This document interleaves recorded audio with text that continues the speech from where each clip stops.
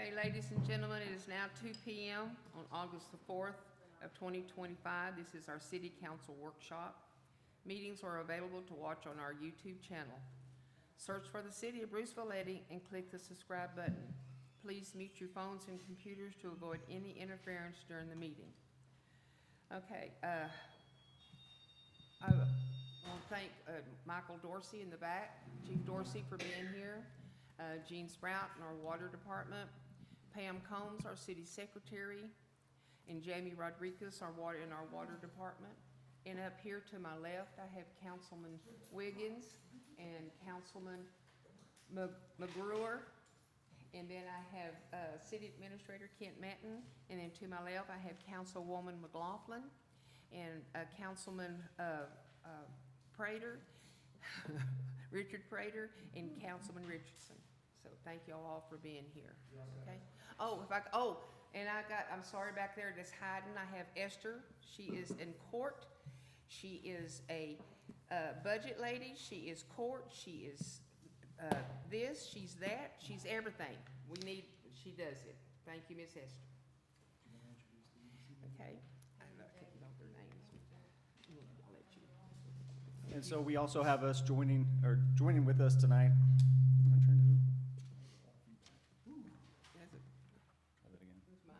I think it was a combination of both of ours, maybe. I was just going to say, we do have a joint workshop here with our Bruceville-Eddy Economic Development Corporation. So we have Director Pyle, Director Duty, President Weaver, and Director Wharton with us as well. All right. All right, now moving right along. Number 2, citizens presentation. The City Council welcomes public comments at this point on items not specifically listed on the agenda. Speakers must sign up before the meeting begins. Speakers are limited to 5 minutes each. The council cannot respond to matters not listed on the agenda until a future date. Meeting, do we have anybody that wants to speak? No. Signed up? Okay, thank you, Ms. Pam. All right. Number 3, City Administrator presentation of the proposed 2025-2026 budget and tax rate. Okay, Mr. Kent. Thank you, Mayor, Council, members of the EDC, and members of the public. A couple weeks ago, you received a brief overview of our proposed budget for fiscal year 25-26. We're going to go into a little bit more detail today, and that's the whole point of this discussion, to receive public input, to allow council to deliberate what this next year's budget looks like, and to just go into the nitty-gritty of the accomplishment of the budget for the next year. So first and foremost, just wanted to go over the timeline and approval for the budget and the tax rate, just so everybody's aware of what we're doing and why we're doing it on this timeline. So for various dates going back to May, the Budget Committee has been meeting to craft what you have before you today. So this is that proposed budget. A lot of discussion went into that, and certainly thankful for all the Budget Committee members who served, in addition to myself and the mayor, had a lot of good insight on that. So July 24th, 2025, that was that last City Council meeting. That's where I made that initial presentation. We received some of the initial public comments. Today, August 4th, 2025, you've got your budget workshop, and we also have a special called meeting. That's where we're going to have this public hearing on behalf of the budget, and then council can make any amendments or adjustments to the budget in between now and August the 18th, which will be the dates that we're going to have our final budget hearing, tax rate hearing, and the approvals. So flow for today's meeting. So I'm going to give this detailed presentation of the budget. Then after that, council will hop into a discussion with the EDC. And the whole purpose of that is so that they can get alignment on next year's goals, priorities. There can be some back and forth and engagement. That's why they're joining with us today. And then after that, we have a presentation from our vendor, McGuire, Roxana from McGuire. She's going to be talking about some maintenance that needs to happen, or some recommended maintenance activities for our water system. That's going to include proactive maintenance on rehabilitation, some of these water tanks. It's going to include washouts, complete washouts, as well as some other ins and outs. Then after that, we'll have our council discussion in the workshop. Close that out. We'll move to the special called council meeting. And then we'll have the public hearing and then more formal discussion by City Council. So just wanted to start off by talking about this current fiscal year, some of the goals, some of the accomplishments that we've had to date. So first and foremost, the biggest project, the thing that has taken up the most amount of time this last year has been the sewer system. It's finally going in the ground. We're about 80% complete on that project. We've hit a few stumbling blocks as we anticipated, but the important aspect is that that project continues to move down the line. Some other significant milestones, we had a major water line improvement in Falls County along 1239. This was priority number 1 from MRB Group for us to get out of that moratorium in the Falls County area. So we've also begun working on a years-long backlog of water meter requests in this area. So we're working on those on a first come, first served basis, trying to get people as handled as quickly as we can. Of course, the question always comes down to, who's gonna pay for this cost? And the mindset and the policies of Bruceville-Eddy have always been, the developer pays on that. So you submit your request, and then we do a detailed engineering study to determine if water availability is there. Drainage work, we rechanneled several sections of a bar ditch along FM 107. Also purchased several new culverts to be installed. Purchased a new dump trailer and mower for the Public Works Department. Began construction of water system improvements on the Old Bethany pressure plant. That construction project is currently underway. Instituted a TMRS COLA for retirees. Restructured the code enforcement and animal control services and provided a needed pay increase to the police department in coordination with that implementation of that goal. Secured a contract for animal sheltering services. This was a huge win. We've been working on this for about 2 to 3 years, just trying to find a partner, so we were able to do that. We've initiated that $525,000 CDBG water line replacement project between 3rd and 4th Street. We're still waiting to have the sewer project complete their work before we can move to bidding on that one. We applied for the GLO RCP grant and grants through the Office of the Governor for some items, some equipment items with the police department. Still waiting to hear back on that grant, but we have got some requests for information. We also began the preliminary engineering design for a major overhaul of Hungry Hill Road, a certain portion of Hungry Hill Road. So you always gotta think about what we've been able to accomplish before we start talking about next year. So some of the other items that we haven't been able to get to this fiscal year, emergency backup and generator and quick connections for all of our water system plants. This is something we've had in the last 2 budgets. Other priorities have come up and have taken us off from this project. That's something that I'm certainly gonna be recommending we hop on as a top priority for this next fiscal year. Execution of land and the purchase for the new water well site. Fulfillment of our senior utility maintenance technician position. This is a hybrid between our water and wastewater systems. Wastewater consulting agreement for training of personnel on operating procedures and the public auction of surplus goods. And then lastly here, the street overhauls with McLennan County. We've traditionally done those through interlocal agreement. We just weren't able to do that this year because some of their priorities have shifted and they weren't able to work with us like they typically do. So here's just an overview so everybody is aware. We're about 75% of the budget this year. We're currently below all of our metrics on spending, so we're about 68%. And then sales tax revenue has increased and stabilized throughout this last year. We've got a trend of about $20,000 or so. So talking about 2025, 2026, some of our priorities, here's just a brief overview of that. It fully funds our current operations. It does increase the property tax rate by about 1 cent per $100 evaluation. So that equates to about $25 per year on a $250,000 home. This funds significant improvements to our maintenance to our water system. That's via a combination of grant funding and cash contributions from our fund balance. This accounts for the continued construction of the new sewer system, as well as its initial operating expenses, as much as we can anticipate at this point. Funds a continued investment in the maintenance of city streets, including that major rehaul of Hungry Hill. Funds investment in our people, employee compensation, and benefit changes as well. So speaking specifically on the tax rate, let's take a little bit of a look back at years past on the tax rate history. So this year we're proposing that 47-cent rate. That's 1 cent above the 46-cent rate that we've had for the last 3 or 4 years. And then you can see that the average is still, we're still below that average of about 49 cents going back 13 years.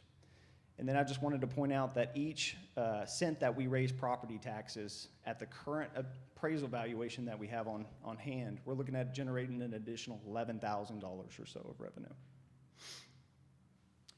Here's some comparisons. I did do some reaching out, looking around at some of the other cities. We're a little bit ahead of the game. I didn't get a whole lot of information back. City of Lorena is also looking to go up on their property tax rates, as well as Temple. I'm guessing that some of these will stabilize, some of them will also probably go up, but the point I'm trying to make here is that we're still one of the lower tax rates in the area. Of course, that's also just maintenance and operation. There's no debt service included in that. So there are a lot of questions came up over the last few weeks about reserve fund and about our balances. So I just wanted to make sure that the community and council has all the appropriate numbers to work with here. So this is the cash and balance, and as well as our debt from this time last year. So this is July 31st, 2024. So our general fund had increased. We were about $3 million. This is unrestricted and restricted funds together. And our water fund was about $2.2 million. It had gone down just a little bit. So the total between our two different types of segregated funds is about $5.2 million. Our outstanding debt was $1.8 million. Of course, a lot has changed over this last year, right, with the institution of the sewer system. However, looking year over year, our general fund cash balance has increased by $329,000. The water fund, however, has decreased over the same period of time by about $53,000. All in all, that reserve fund has increased during this time. We have gone down on our total outstanding water fund debt. And of course, we have several bonds that are going to be rolling off the cycle in about September or October of this year. However, you can see this is a big change down here. This is the sewer fund debt, about $16 million we have outstanding. Year over year, some of our trends in profit and loss, if you want to call it that. This is just an illustration of, despite the fact that we've had some good budget goals, we do have that transfers in on our budget line item where we plan to take money out of our reserve funds. That certainly hadn't been the case over the last 5 years. We've had profits in the general fund, with the exception of this one here, where we went down about $15,000. Each year, we're ending the year with a cash fund contribution to our balances. So just some more things to think through. As of June 18th, the current fiscal year expenditures are budgeted at $1.8 million, while the unrestricted fund balances are $3.2 million. If you take away all the transfers in that are used to purchase our durable goods and capital purchases that we're planning for this next fiscal year, and using a simple approach to looking at the fund balance, you're sitting at about 187% of general operating expenses. Do the same metric to the water fund, you're about 73%. GFOA recommends that you're about 17% as the floor. Now, there's certainly different ways of measuring that. This is just revenue expenditures. There's risk outlooks to that as well. We weren't necessarily prepared or capable of performing those. I would certainly recommend reaching out to a consultant or something like that to get a more detailed look if that's the direction we want to go. So as of mid-month in July, we have the following expectations. For the end of this fiscal year, we would have a surplus of about $200,000 in the general fund, and we're on track for a surplus of about $148,000 on the water fund. Now, we do have some outstandings left this year. Of course, we have that old Bethany project going on. We've also got a building overlay that we're trying to fit in by the end of this fiscal year up in Friendly Oaks. So those would certainly adjust these numbers downward. However, I do just want to also point out that if you take away all of the capital durable purchases on this next proposed budget, you would have a surplus of $66,000 on the general fund and $98,000 on the water fund. The sewer fund, however, will have a deficit. We do not have any revenues coming in right now, and those aren't projected to start until at least mid next fiscal year. So bottom line, our current revenues are paying for our operating expenditures with the exception of that sewer fund. Okay, so let's talk about some of the budget proposals that we have in for next year. I've got these color coded so you can see which fund item we're planning on taking these out of. Of course, each of these items goes above staff's spending threshold of $3,000, so that will have to come back before City Council for approval at some point. And then I just wanted to mention before we get into this, we did have to make an adjustment to our budget cover page. So you'll see a difference between what we've got in your proposed budget and what we'll have at the meeting on the 18th for the no new revenue rates and the voter approval rates. We got our certified tax rolls in last week, and so we have to shuffle around some of those other numbers. But nothing is changing to our proposed tax rate so far. So discretionary expenditures for all eligible funds, we do have a 4% COLA increase for employees with 1 year of service. Of course, y'all have got a detailed breakdown spreadsheet of what that would look like per employee.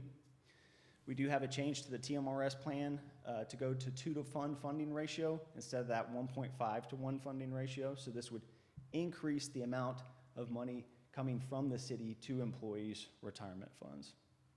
We have the purchase or the lease of a new network server here at City Hall. Again, we are looking at some various lease options for this equipment instead of outright purchase. We'll bring some proposals to City Council in the future on that one. And then we do have an increase in pay for several key positions. Of course, Council will make sure that you're informed of those regularly. Discretionary expenditures for the general fund, we've got the City Hall storage building project, parking lot extension refresh, replacement truck for Public Works, purchase of a new used replacement vehicle for the police department, Hungry Hill Road rehab project, hiring of a full-time court clerk, CDL training for at least 1 employee, and a $1.50 hour raise for all Public Works employees across the board. On the Wonder Fund side, we have funding for a part-time seasonal employee. That could look a couple different ways. It really is there to meet the needs of the operation. That $1.50 hour raise for all Public Works employees, increased on-call incentive pay for $50 a week to $100 a week, rolling generator and quick connects for all our water system plant sites, funding for the new water well in Falls County, major capital expense for the proactive maintenance of our water plant sites. Roxanna's going to talk about the proposal on that tonight, electrical upgrades for our well sites, and a major water line replacement performed by our Public Works crews. So i.e. we would purchase the materials. As they have time, they would replace that line. And then on street maintenance and repair fund, you'll see a big shift in that budget this year. We've zeroed out all the money coming from the general fund for street maintenance activities, and we've pushed that to this new fund, which is that voter-approved sales tax. And this will go towards all of our pavement patching costs. This will also go to any locals that we have with McLennan County, but still a significant investment similar to years past into the condition of our roads. So just talking about the cost of living proposal, we've got a June to June 12-month coverage here. You can see that all items are up about 2.5%. And of course, this is not specific to the Southland. This is across the board CPI that we're seeing. When we were doing the budget planning process, we ended up with a little bit extra money at the end of the year, and we were planning initially for a 3% cost of living adjustment. However, when we looked into the years past on our COLA raises, and we compared that with the CPI data for the South, there's about a 4% spread or so difference between CPI and what we've given our employees. And that's why we moved from that 3% to that 4%, because it's certainly been justified with rising inflation. So here are some of those detailed projects that we have. This is Hungry Hill Road, the rehab project, very small portion, but it's really just directed towards that area right there next to Helena. This would be a complete overhaul of the base. This road would last 20 to 30 years. This is the approximate cost of this, construction plus the engineering consulting fees we have left to expend, would be $237,000. This would be a pull from our reserve funds to get this done. Yes, sir. Oh, you bet. So sorry, I moved it from over here so the citizens can see, and I blocked y'all out. Sorry about that. Y'all good? No, Good. is it possible for you to go back a couple of slides? Well, I'd like to finish this presentation, then certainly open it up to any questions. Is that okay? So we've got more culvert replacements this next fiscal year. We've bought several this current fiscal year, and our plan is just to continue our work along 107, replacing some of those that have completely closed out. Storage building for City Hall, this would be a reserve fund pool. Approximate cost is about $50,000. We really don't know what that's gonna look like. It could be a little bit more, it could be a little bit less. Our bidding threshold right now is $50,000. The state has increased that to $100,000 effective September the 1st. Either way, we'll certainly want to get some quotes and bids, so y'all consider several options. And that is just for conversation. That is not necessarily how the building would look. So, okay, parking lot expansion and refresh. The idea would be to expand this parking lot and give a little bit more space for court and city council meetings towards the back of the building, kind of up to where we're planning for the expanded storage building to go. And then, of course, replace some of that gravel that's starting to be removed and repaint the bollards that are deteriorating along the side of the building.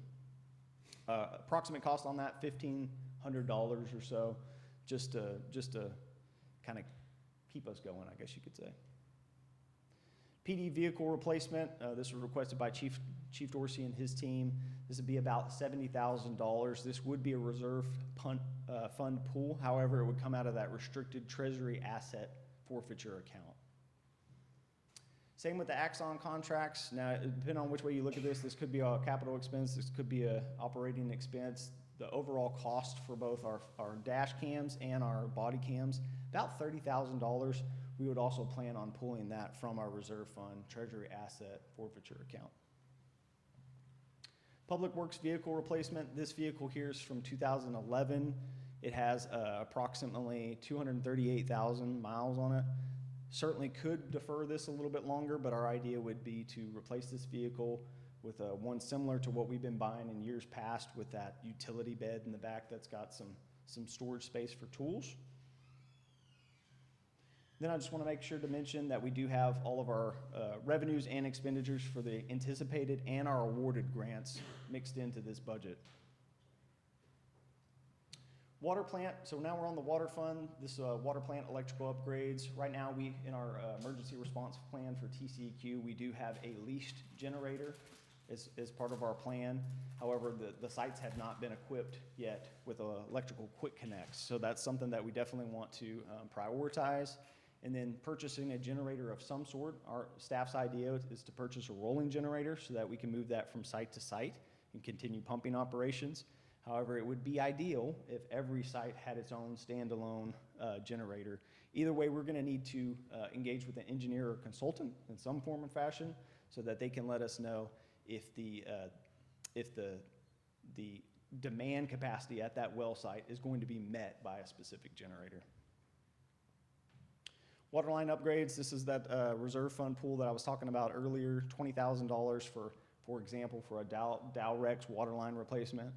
This line has a lot of leaks, it has a lot of clamps. We know that. It's in a generally free area where we could get in, have our crews dig that up, do an easy replacement. There's not a whole lot of complications in that section of line. Groundwater well, so right now we do not have a long-term funding plan for this. We have submitted a couple PIFs for grants. That is left outstanding, but the cost to acquire the land, we're looking at about $20,000 or so. This would be a reserve fund pool. And then we'll get into the nitty-gritty on the McGuire proposal. This would be a full rehabilitation maintenance plan for our water storage tanks. We've got several in total, probably about 10 if you add them all up. The approximate cost on this one is $238,000 for year one. Of course, council, you've seen the breakdown on what that would look like over a 10-year period. Now, this includes everything. This includes complete restoration of the tanks. It includes those washouts. It includes painting. And with the potential, if we're doing this work already, maybe we can even look at some ideas to add a logo to some of those water tanks for an additional cost. That's correct, right? Street repairs, as I mentioned, this is always a high priority with City Council these past few years. In addition to that $1.6 million sewer contractors award, we'd be looking at $60,000 coming out of that sales and use tax fund, and this would all go towards ILAs and that patching activity. And then the BEDC fund. This fund continues to generate revenue. The approximate fund balance at the end of this fiscal year is going to be about $56,000. So we're probably getting to a point where some of those funds could be expended on a project, right? You've got a little money to play with in the bank, so to speak, and so EDC is here to talk about what that looks like over the next fiscal year. Okay, and with that, I'll answer any questions. Otherwise, we'll let the EDC and everything get together. He was asking something. I wanted to go back a few slides. But Yes, ma'am. But that's okay. You started covering things and I made notes. Good to go. It's fine. Anybody else have any questions or any discussions they want to talk about? What we've just been discussing? Yes, ma'am? Do I need to go there? Am I okay here? Is it just a quick question, or do you want to make your comments? What can I do? Herman? What am I allowed to do? We do have that public hearing for the budget for citizens, but I don't want to answer the quick Okay, question. okay, we have one on the regular council meeting, but we can answer small questions. And then on our regular council meeting, we have something set there just for the citizens. Okay. So I'll just keep the budget questions for now. Is that okay? Sure, that's fine. Since we just went over the budget? Is it okay? And Well, I'll keep my we're- other comments for the council meeting? Okay, we're Well- gonna do that too at the regular council. Yes, ma'am. So I'll just say that this entire meeting is about the budget, and so this section here, it was my idea that this would just be the presentation of the budget, and then we would, answer, EDC and council's questions. Of course, if you have a quick question, we can do that, and then there's a specific section for public comments. I'll wait. Yes, ma'am. Okay. All right, thank you. Yes, ma'am? I don't know if I'm allowed to ask, but I'm wondering what the total amount of money that's being pulled out of the reserve is, and how much is the reserve? Okay. Because there's a lot of money coming out, and I just want to know what's in the reserve and how much altogether is coming out. Want me to go back?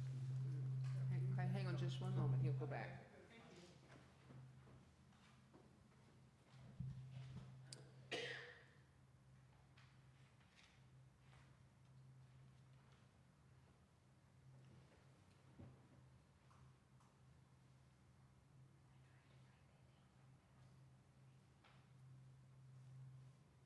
Okay, so this is our reserve fund balance. This is restricted and unrestricted funds as of July 31st, 2025.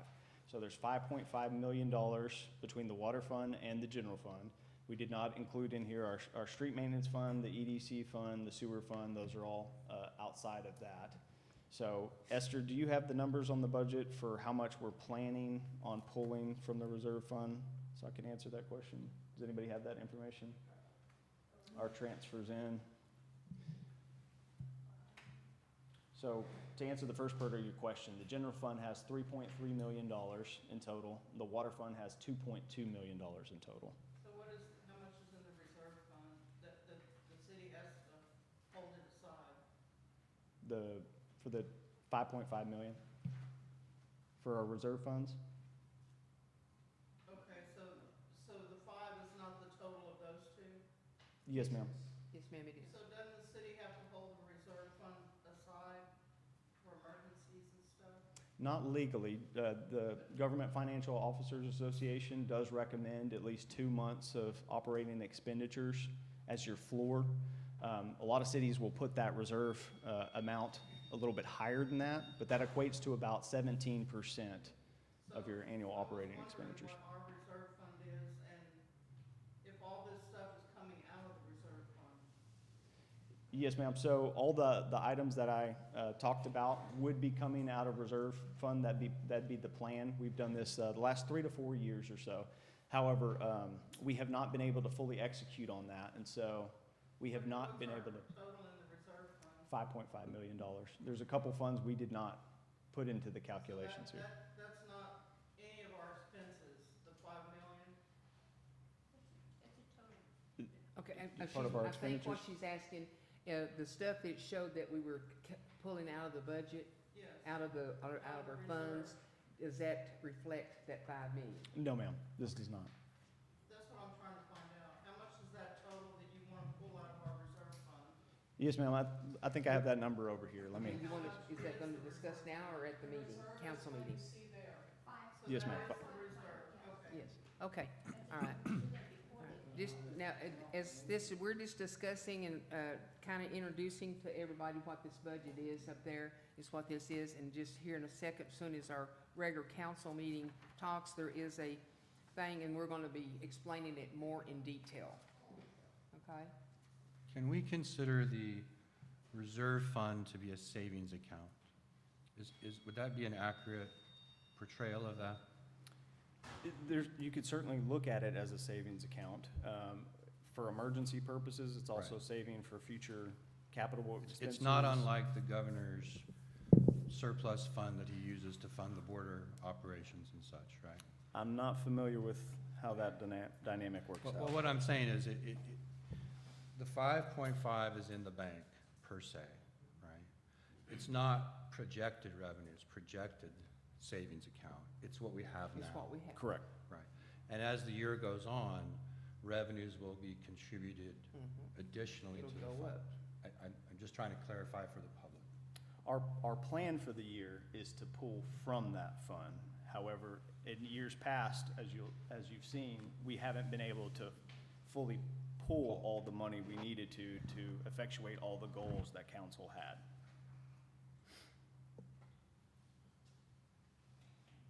Okay, all right. Yeah, now we're gonna go on to this, we're gonna go to the, let me see, where we at? Oh, I caught it on the wrong one, let me flip it back over here. Okay, now we're going to the council discuss, consider the, Bruceville-Eddy Economic Development Company budget goals and priorities to joint workshop and with directors, so take it away. Well, good afternoon, everybody. Can everybody hear me? It's Mr. Weaver, if you're listening out of the room or so. You got me for about an hour and a half because I got a night shift at Fort Hood, so tried to shuffle things around, and I appreciate everybody being here that could get here today. So, past quarter, we've accomplished several things. We helped the city obtain a park from the developer of the housing area. We're working still on my promotional material, but I was personally taken away from things for the last, I'm just going to summarize real quick what we've done in the last couple months. Working on the promotional material, but I had to shift focus on that as I had COVID for a couple of weeks, and then we've had some business issues come up with other businesses, and then I was waiting for the city council to develop or vote on a marketable slogan to incorporate into that material, but I am working on that. Ms. Prater's working on it. We will have something, I think we'll have something finished by the November meeting and printed, so. Ms. Duty's working on, with TxDOT about property acquisition for promotional monuments along the freeway, for lack of a better term. Anybody not understand what I'm talking about there? Okay. We got some issues with that. Ms. Duty and I are talking about it. It would appear that, and Patsy, please jump in when I'm finished, but it would appear that TxDOT is going to require a design from us and materials and cost and all that before they'll engage with us on yielding or selling slice of land on each direction of the freeway to us. So having said that, running it through my head right before the meeting, it would appear that we're going to need a design firm to design this thing, which, you know, I think what we need to do is come back to the city council and say, here's course of action 1, here's course of action 2, here's course of action 3. Please give us your guidance on how we proceed and go forward with that. But I don't think that, you know, in the past we've talked about having the students in the high school help design that thing. That's nice, that's clever, but I think TxDOT's not going to go for that kind of stuff. So, you know, more to follow, but we're working that issue as well. So when we look at the budget there, $56,000, we all know that monthly revenue will increase as the new service station opens, so it's hard to predict what the budget will be next year. But if we have to put out a design, for instance, for the I think, and correct me if I'm wrong, council members, mayor, I think we're kind of done with the park issue. right? So we can shift our focus and maybe where we want to spend money to other things such as the monuments, anything else that comes up that encourages business and commerce, right? So if we just had the 56,000 to go with today, I would think that sending that out to bid for design proposals would eat that, right? Don't know for sure, but that would be my, when you're dealing with municipal and commercial design firms, I would think that that would probably eat some of that, most of that. So anyway, more to follow with that, and we'll see how the revenue stream comes in as the service station opens and other businesses come into town, hopefully. We've had no volunteers or takers to assume the tasks of bringing back perhaps the Mayfest or the market days, farmers market that the citizens wanted. So I want to encourage anybody out there that might be listening today that we really kind of do need someone to look at that for the future, right? I'm not saying 26, 27, but citizens have made it clear they kind of want those things back. So we just need someone or someones to take that mantle on, encourage people to volunteer for that. All right. So issues as I see them, and please my fellow board members jump in where you see fit here. At some point, we're going to need a little bit of a travel budget, okay? And I don't think anybody really wants to hear that, but if we have to run to Scott and White and talk to them, that's one thing. But if we have to run to San Antonio and talk to HEB, that's another thing. If we got to run out to Clifton or Tyler to talk to that firm, mileage reimbursement or using a city vehicle, I would like you guys to consider that that's going to be necessary in the short-term future. So, anybody want to add to that? For instance, Patsy and I were talking. She's got a firm in Clifton she'd like to go talk to about monument construction and stuff. I don't think it's fair that the board members have to go out there on their own dime. Right? I'm not asking for unlimited credit card to go to Chicago, but at some point we need to talk about a travel budget. And I would suggest that you folks up there probably need a little bit of a travel budget every once in a while too. So something to think about for the future. We're going to need a park board at some point. I would say sooner rather than later. Why be reactive when we can be proactive? So I'd ask the city council to start thinking about that. And budget-wise, I'd like to ask the city council and city manager where we're at with the comprehensive city plan. Anywhere? Well, I can speak briefly on that. We did submit for that GLO RCP grant, and that is the key way we plan on paying for that new comprehensive plan.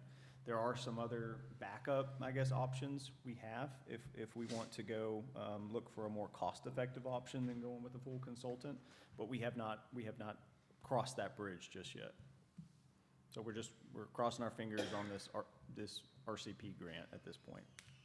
Do we have any update on the status of that or anything? They have sent some requests for information. They were looking into our financial policies, just make sure that we have adequate controls, protections, and so we've just got to send some of our policies back over to them and clarify some aspects. So that was maybe about a week ago, I think, is when we got that inquiry. Okay, so a little traction there, but the reason I bring it up is you're going to give us guidance on where to spend the money.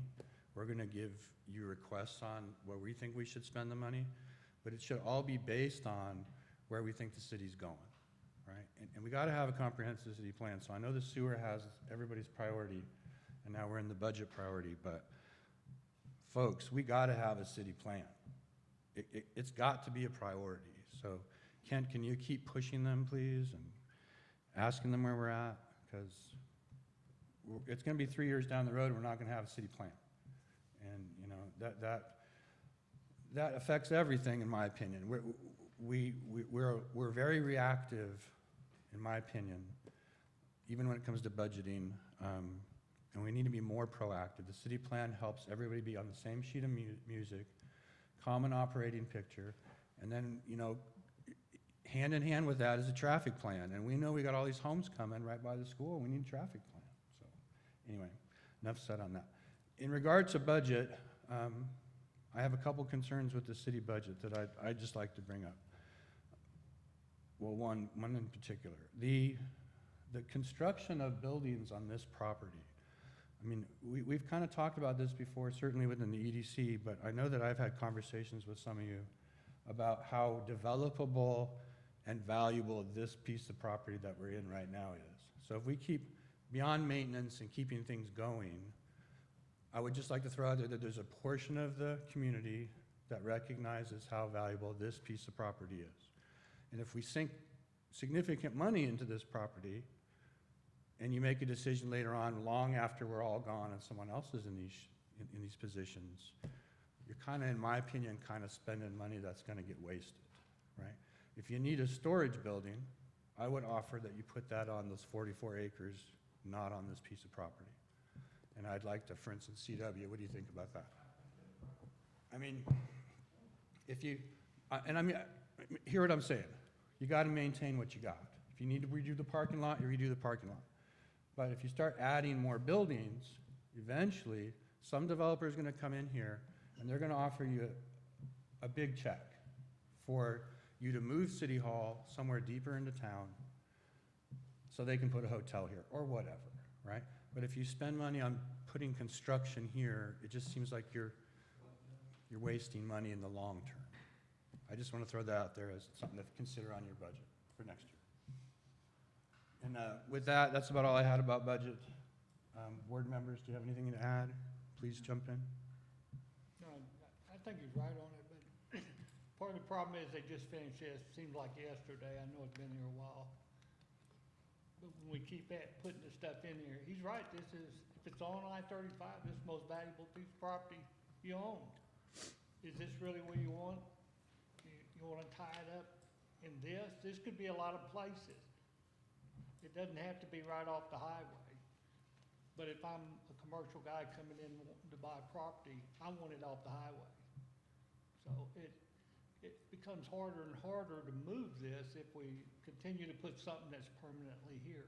It's not like a portable building, you just move it to another piece of property. So I think he's right on the part of, if you're gonna build something, that those plans he's talking about are really important. You know, what's your vision? You're the ones here now. It may not be the ones here 10 years from now or 5 years from now. But what is the vision? And if it's not written down, then it doesn't exist. It's what the government said, you know. If you haven't written it down, it's just pipe dream, so. The original plan from 2013 said you were going to develop the block from 3rd Street to 4th Street. And that was going to be the heart of the community, right? I think that idea is probably moot and outdated, right? But wherever you put the heart of the city, I think we can all agree it doesn't need to be right next to the noisy freeway, right? If you want your gazebo and your community gathering place and your city hall and all those things, I think we can all fundamentally agree in theory that it shouldn't be right next to the freeway, right? You want it deeper into the community, right? And so again, in regard to your 25-26 budget, I just want to voice the concern that if you put infrastructure here, like CW says, it's going to be harder and harder in the future for you to extract yourself from this location, right? And some of you may not agree with that at all, and I understand that. That's fine. The 44 acres you talking about, is that over there off Anna Hobbs? Well, Where are you talking about? 44 acres? Ken, I think I'm correct on that, right? The city has 44 acres in The its, part we talked about putting a park or something. Is that Anna Hobbs? right. That's my question. Or perhaps if you need a storage building, you don't make it permanent, right? I mean, here's the thing, right now, most cities have city halls, like, I'll say Temple, they have stuff downtown that takes up valuable property you're talking about, that they could have sold to other businesses. So right now, we have our building here, and for us to move over there off Anna Hobbs, that's gonna create a lot of traffic unnecessarily over there on Anna Hobbs and the road from 4th Street to Anna Hobbs, or another way on the backside of Anna Hobbs. And, you know, that's a low-lying area over there, so it could be possibly part of that is in a flood zone. So we wouldn't want to do that. I mean, I don't see nothing wrong with right here. I mean, as far as traffic, I'll say, we have the access road. We have good access to our city hall. You do. And from it. And, I don't necessarily think that we need to move to Anna Hobbs over there, all city operations over there. City Hall and maybe a storage building or whatever. I think that's gonna create a problem and it's gonna be pretty costly, which I understand that we could sell this land here and recoup some of that. And as far as the comprehensive plan, we have one already. Now, it's not an updated one like you're talking about, but we do have one. So it's not like we do not have a plan that's in writing, because we do. So, anyway, I just wanted to throw that out there. Thank you. I have a lot to say. I'm just waiting for my turn.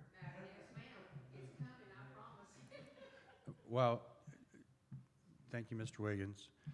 I don't think I was suggesting, and again, this I know is a budget meeting, so it won't take a long time on it. I wasn't suggesting that we move operations over there, right? I was just suggesting that we think 5, 10, 15, 20 years in the future in what the city looks like. And before you lay down permanent hard pad infrastructure here, take that into consideration, right? I don't think that's the ideal spot for the nucleus of the city's heart, the 44 acres. That's not what I'm saying. Right? I don't know where the spot is, and I know where I think it shouldn't be, which is on the freeway, right? For various reasons that Mr. Warden already discussed. But anyway, just all I'm saying is if you're going to budget a major expenditure for construction, think about what it looks like 5, 10, 15 years from now. We don't know what's going to happen with the school's land over there. We don't know what's going to happen with Cefco Casey's now. I mean, we don't know for sure what's going to happen, but we know the freeway is going to get busier and noisier and more dangerous, and we know that, right? And so I just ask you, as you're budgeting things for the future, to think about that stuff. What I'd like to ask the city council is, you kind of heard what I had to say there and what the board members said, but is there anything that you want us to do that we're not doing? Right? Is there some direction that you want us to go that we're not going? We're already reaching out to folks. I will tell you that the developers early on in this process were kind of shooting me an email or a phone call here or there, but I haven't received anything lately from them. So Kent, if you need to, if you just haven't thought about throwing them our way to discuss some things first, we are all still open to that and helping them kind of figure out what they want to do and helping them figure out what you're going to want from them. I think we've been already shown the value of that in the recent development. But if there's something that you want us to do or somewhere you want us to focus budget, please let us know. Right? Like anything today? I don't. You know, one of the things that I think about is like a small business wants to come to town but needs the curb redone so they can have an entrance, right? I mean, I think what the EDC is one of its smaller tasks to do is to listen to what somebody wants to do, and they need just a little help from the municipality to get their thing done. Well, we're more than welcome to entertain that sort of stuff, but they just have to come to us and ask and say, hey, we can't get it from city council, or we don't have enough money to do this. Could the EDC help out? We just haven't had people come to us, because I think everybody is waiting, every commercial entity, most of them are waiting to see what happens with sewer and streets, right? So, that's all we have. Okay, thank you. Anyone else? Before the meeting starts, we'll go into details. Kent? And with that, since there's no further discussion on the EDC, y'all can certainly adjourn yourselves now and be dismissed. Thank you for your time. Oh, I don't get to talk? Yes. So this is for the EDC portion, the joint These four EDC. people The right meeting here. will continue. No, Murmur, we're gonna dismiss you, honey, and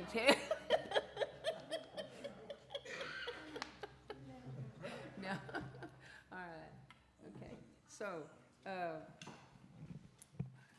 our next one is the water system tank maintenance proposals.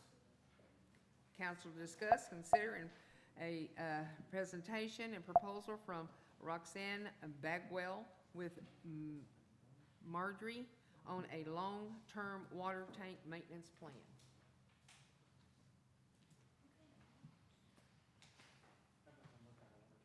No, that's not quite a water tank there, but. That's okay, no problem. No problem.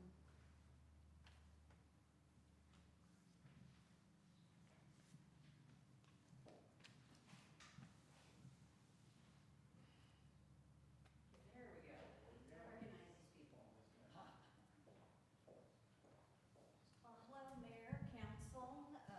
Again, I'm Roxana with McGuire. Thank you. Can you hear me? Mm-hmm. Okay, which one is forward? It should be to the right. Okay. Was not hired for my technical skill. Let's see.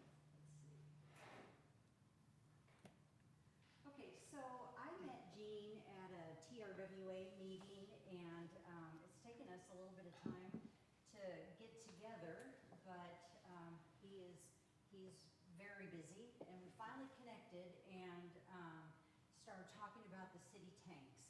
So I came into town and climbed all of the city tanks and took a look of the outside and the inside. And my company is exclusively a tank company, and I want to tell you a little bit about us before I start getting into the details of your tanks, just so that you know where I am coming from. So these are our statistics for 2024. We have used over 50,000 gallons of paint in 1 year's time. We have created over 9.1 million gallons of new storage tanks in the Midwest. We work up and down in the states, from Texas up to Wisconsin. We have done 201 paint jobs. Anyway, you can see from these numbers that we know tanks. And I wanted to show you this slide because when you're talking about maintenance plans and you're talking about ongoing maintenance, you want a company that has some staying power. We have been around since 1915. The picture on the left is Grandpa, passed the company down to his sons, and now the third generation. So my owners do not sit in Wall Street behind desks. They have climbed tanks, they have worked on tanks as kids, and now bringing their kids into the business. So we have withstood the great, all of the hard times throughout the years, the Spanish flu, Great Depression, recessions, and also the pandemic, and we are the same name, same company. All right, so let's take a look at your tanks. So this is the Ford tank. If you need to take that out of there, you can walk with it, Okay, carry I it just- around. okay, Yes, ma'am. thank you. Just pull it straight out. Little muscle there. There you go. Okay, there we go. That way you can Feet walk with it and talk. Yes, Okay, ma'am. thank you. Okay, so when I look at tanks, I am not only looking for TCEQ compliance, I'm looking for structural integrity, I'm looking at safety, and I'm looking at sanitary issues on every single tank. So on the exterior of this is very common that when you have an agricultural area like y'all have. We've got moss growing on the outside of the tank, and what we don't like about that is it eats through the paint coatings of the tank and it lets water into the steel. So our goal is to always protect the steel because the steel is what's expensive. So you have this growth all over the tank, and you can see in this middle picture, let's see, well, no. You got it upside down. Yes, I do. Okay, in this middle picture here, what's happening is you're starting to get steel delamination on all your hardware going up the tank. These are the wind rods on the forward tank, and these are major structural components of the tank. They're there to stabilize the tank, and what is particularly of note on this is that they are starting to delaminate. And you can see it's got a little bit of a dip here, but it's not only this one, you also have it here. So we are recommending that these be replaced, and the ones that can be repaired, be repaired. So this is on the catwalk. Your catwalk is actually in compliance. It's the correct height. But again, all along the catwalk, we've got corrosion, essentially coating failure. It's just past time for this tank to be painted. I did a adhesion test and a mill reading, which you can see over here on the right. We do this on our tank inspections because the city needs to know when do we need to recoat this tank, and how much paint is on the tank. Do we have to blast it? Can we just overcoat the tank? But this is something that McGuire does as part of our inspection. This is the inside of the forward tank. What I don't like about this is that you have floating bacteria in the water on this tank, and you have sediment on the floor. So sediment is non-compliant with TCEQ. We have since addressed it. Gene and his staff have overflowed the tank and gotten rid of this bacteria. But the goal would be to stop this from forming in the future. You've also got corrosion at the high water line. You've got some staining here on your sidewalls. The weir box here is starting to delaminate on the edges. Again, it's just time to get rid of that sediment and recoat the tank. So TCEQ has guidelines for all the tank appurtenances. The vent on this tank is in compliant. It is in good shape. We just need to replace the screen. You've got a hole here, and then you've got some repair that needs to be done on this vent. The goal is to not have any holes that allow anything inside the tank. TCEQ has requirements for your overflow pipe, and your pipe is in compliance. There is a screen here, and you can't really see it in this picture, but you had some debris backing up there. I've talked to Gene about it. That is easily taken care of, but everything is in compliance as far as TCEQ style-wise. Same thing with this hatch. This is the roof hatch in the middle. It's the correct size. We've just got areas that are starting to delaminate, and at this point, they can be repaired. You don't want them to get too bad to where we have to replace them. But all the hardware on this tank is starting to corrode, and you get concerned about this because, again, these are structural components of the tank. So on the forward tank, we are recommending new coating on the exterior and then repair all the hardware and replace the delaminated wind rods. We want to put a new coating system on the interior as well. The ladder on the interior has fallen into the tank, so we would replace the ladder. As far as TCEQ goes, all the appurtenances are in compliance except for the sediment. The exterior corrosion is also problematic. And then we would remove the overflow screen and make sure that debris is removed. That's already been done. There you go. Okay, we go next door to the Ford ground storage tank. This tank is the same thing, just because of your area. You're an agricultural area. You've got the biological growth on the tank. It is chalking. A mill of paint, just to give you an idea, is like a cellophane wrapper on a cigarette package. That's 1 mil of paint. So, and on this tank, you've got 4 to 6 mils of paint. We'd like to see more like 14 to 16 mils of paint on the tank. So here's the inside. We don't have the sediment on the bottom like we do at the elevated tank. You have a small amount, but this is not out of compliance. This is okay. But the problem here is the delaminated roof beams. And you can see that you've got flash rusting here on the roofs. We've got staining on the sidewalls. So this is really a priority to address. This is an expensive repair if you have to repair it, but expensive to replace it, but we can make the repairs necessary now and save the steel. Again, we're on the interior of the Ford, and a closer look, you can see that we need to address this steel delamination on the beams. The sidewalls also in places, we've got some flash rusting, coating failure on the inside. The coating needs to be replaced. So TCEQ wants to make sure that the hatches have a positive seal. We want to make sure the tank stays sanitary and nothing can get into the tank. So on this hatch, the steel is so badly delaminated here, there's no way to get a positive seal. So we are suggesting that we put in a new roof hatch. Your overflow is fine.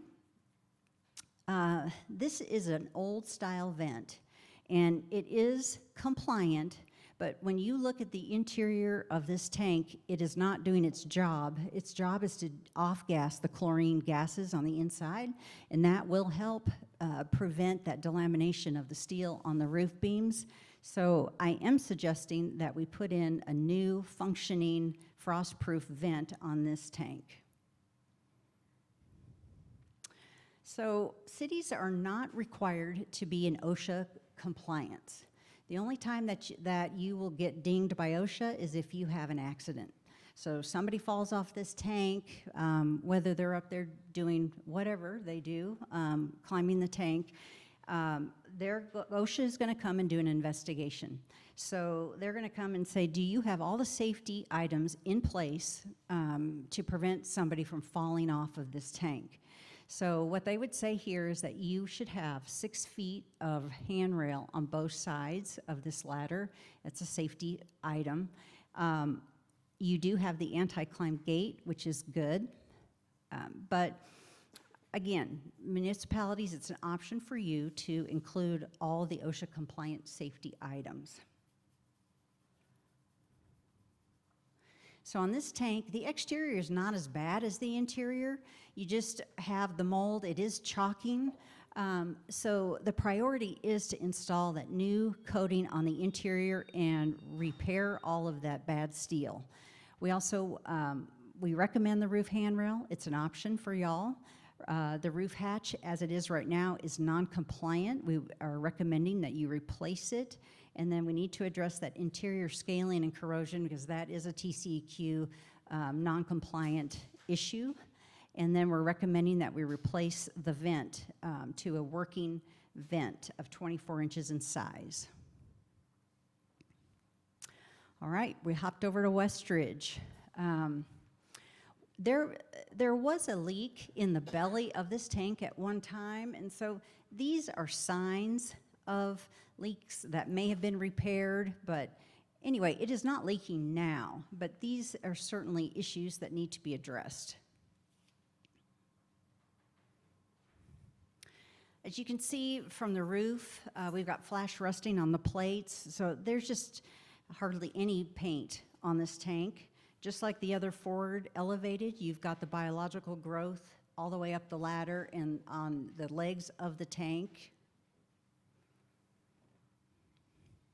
So what I don't like about this catwalk is it rained the day before I got there, and the catwalk is holding water. And if you look over here, this coax is not mounted properly. It's actually sitting in the water, but it also, as it sits there, it is an OSHA violation, a tripping hazard, but you've got complete coating failure on the catwalk, and it needs to be replaced with the appropriate weep holes. Again, I did the mill readings and the adhesion tests on this tank, and you've got about 6 to 9 mils on the sidewalls, 8 to 13 mils on the roof. So the inside here, we're looking at pretty consistent conditions as the Ford interior. The sediment on the floor is one way that you hold bacteria in the tank. So we want to try to get rid of that, and best practice from AWWA is that you wash these tanks out every 3 to 5 years, and more so, if you're pumping sand or if this is a consistent problem, you should wash this tank out more often. The interior ladder here, as you can see, is pretty much gone and non-functioning as is, needs to be replaced. So this roof hatch, we've got a similar situation where it is delaminated. There's no way to get a positive seal for that lid, so that needs to be replaced. Overflow is in compliant, in good condition. This vent also is TCEQ non-compliant style. There should be no screen that is opened to the environment. Now, these have been around a long time. These are the old school vents before TCEQ changed the specs. So we're recommending that we replace that vent also. So safety items, as far as this tank goes, you've got the anti-climb ladder, which is good, but you don't have the cable climb that you hook off to when you climb up the ladder, and we would recommend that we add that. So this one, new tank coating on the exterior. These wind rods were certainly not as bad as the Ford tank, but we would need to tighten them. They're a little loose. The inside, we would chemical clean and touch up all the repairs inside. Once you get that sediment removed and the tank drained, we can weld around the dollar plates to make sure that there aren't any leaks, or that the leak that used to be there is patched and will hold and go the distance. And then we would install a new interior ladder. As far as TCEQ goes, we want to install a new compliant vent, and then we would replace the hatch. Safety-wise, the catwalk doesn't have a walkthrough, so when you climb up the ladder, you can't just step onto the catwalk. You have to hike your leg over like you're hopping a fence. So we're recommending a walkthrough and then the cable climb on the ladder. This is exciting, right? Okay, Westridge has a ground storage tank. The exterior is not so bad. It's got normal wear and tear. It's chalking up a little bit. And when I say it's chalking, it means that the top coat of the tank is just starting to wear. It's normal UV wear and tear. The roof looks pretty good. You've got just a little bit of that mold starting to grow, a little dirt, but it's okay. Again, we don't have the 6-foot safety ladder on both sides of the ladder, but you do have 2 roof hatches. So we kind of got the same issue going on here with the beams. And what we recommend with ongoing maintenance is that this should be touched up as you go, so it doesn't ever get in this situation. Again, we don't want to pull these out and replace them because it's just very expensive.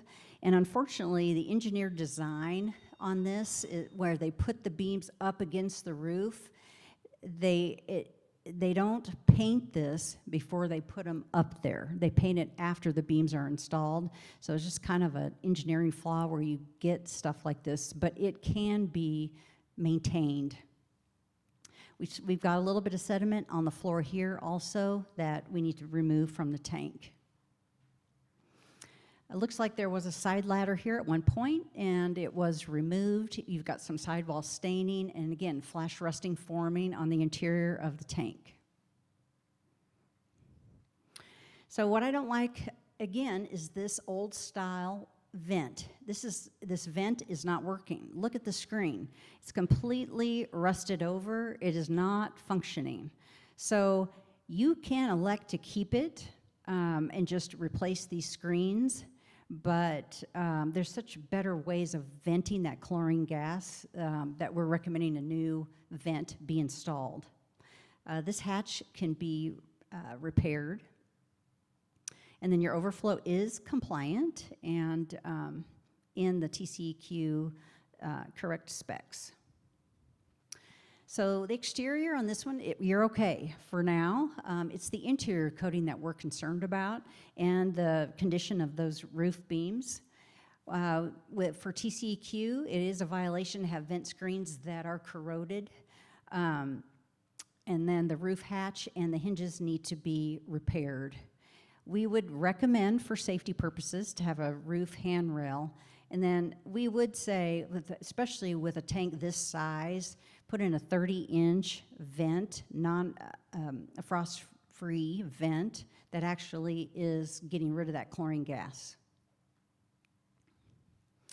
Okay, we're over to Tolbert. This is the exterior. OSHA has decided that these cages are no longer compliant because if somebody falls from these, it acts like a blender and body parts go out in between the cage. So what they're saying is you don't have to remove them, but you need to have a safety cable climb device on the ladder. This vent is looks like it hasn't been painted on the interior. That's why it's rusting out of the top here. So the inside, actually, the coating looks pretty good. It's heavily stained, and that staining is caused by several things. It could be your water quality, depends what you've got in your well water, and the chlorine balance, the manganese and the calcium buildup. All those things contribute to water staining, but this is pretty heavy. On bolted tanks, what we always want to make sure we are watching on a regular basis are these bolt tracks, because bolted tanks tend to rot from the inside out. As you can tell, the outside was pretty. It was, the paint looks good, but then on the inside is where you start seeing this wear and tear. So as far as that rust run on the roof, we can kind of see here where it's coming from. Bolt-together tanks are different than welded tanks. They are meant to be replaced every 30 years.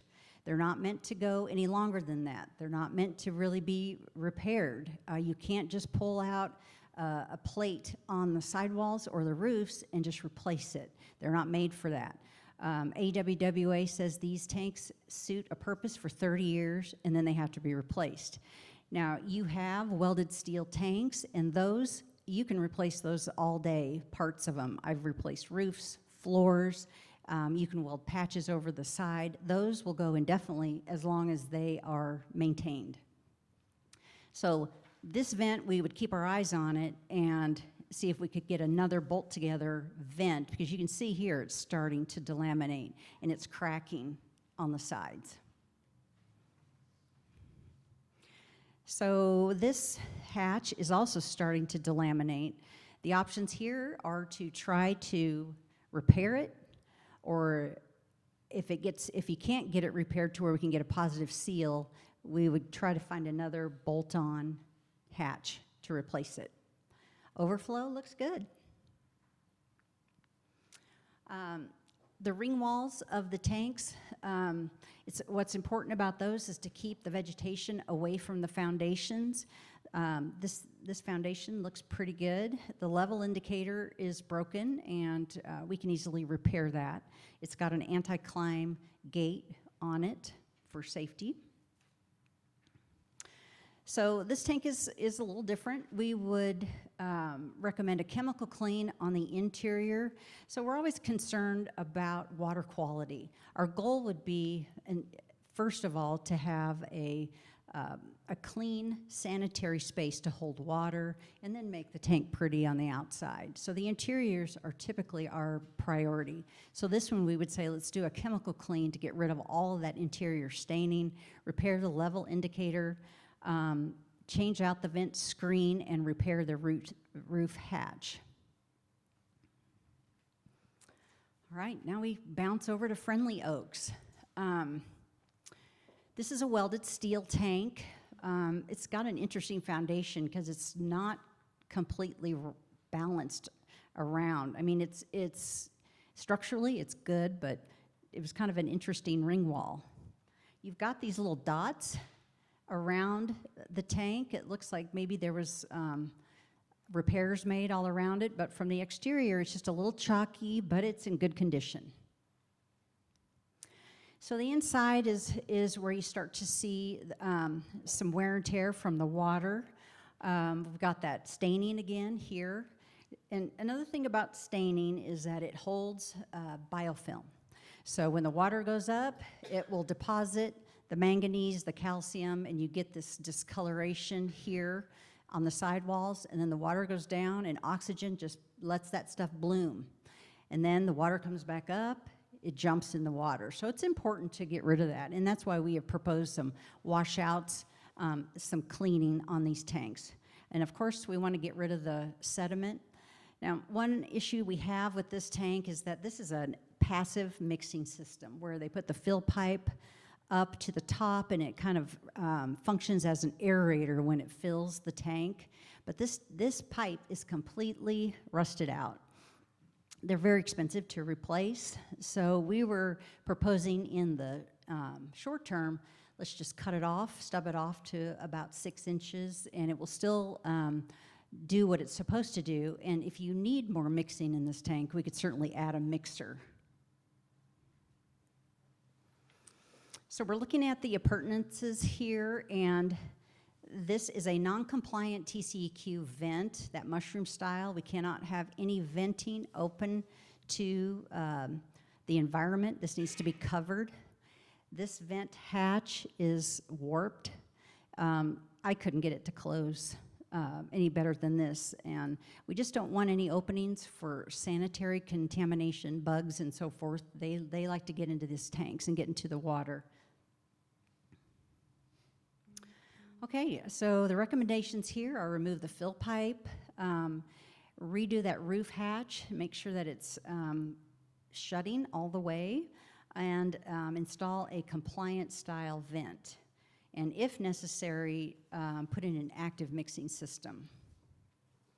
So this is an interesting tank over there at Friendly Oaks. This is a riveted ground storage tank. And the top is, you can see that this is kind of sucked in at the top. I thought maybe the tank was moved there by a crane, but evidently there was a pressure incident that caused so much pressure inside that kind of sucked the top of that tank in. But the outside is in okay condition. You've got your safety apparatus here, anti-climb. So the inside is a little bit more of a concern because you've got corrosion on the roof beams, and you've got rust throughout the tank. Again, we've got another one of those passive mixing systems here, and we've got a rusted pipe. We would suggest the same remedy as its next door neighbor. We've got a lot more staining here and sidewall buildup. And we're going to suggest basically the same thing. We want to get rid of all of this sediment. We've got some bacteria floating right here, which Jean has already been made aware of and handled.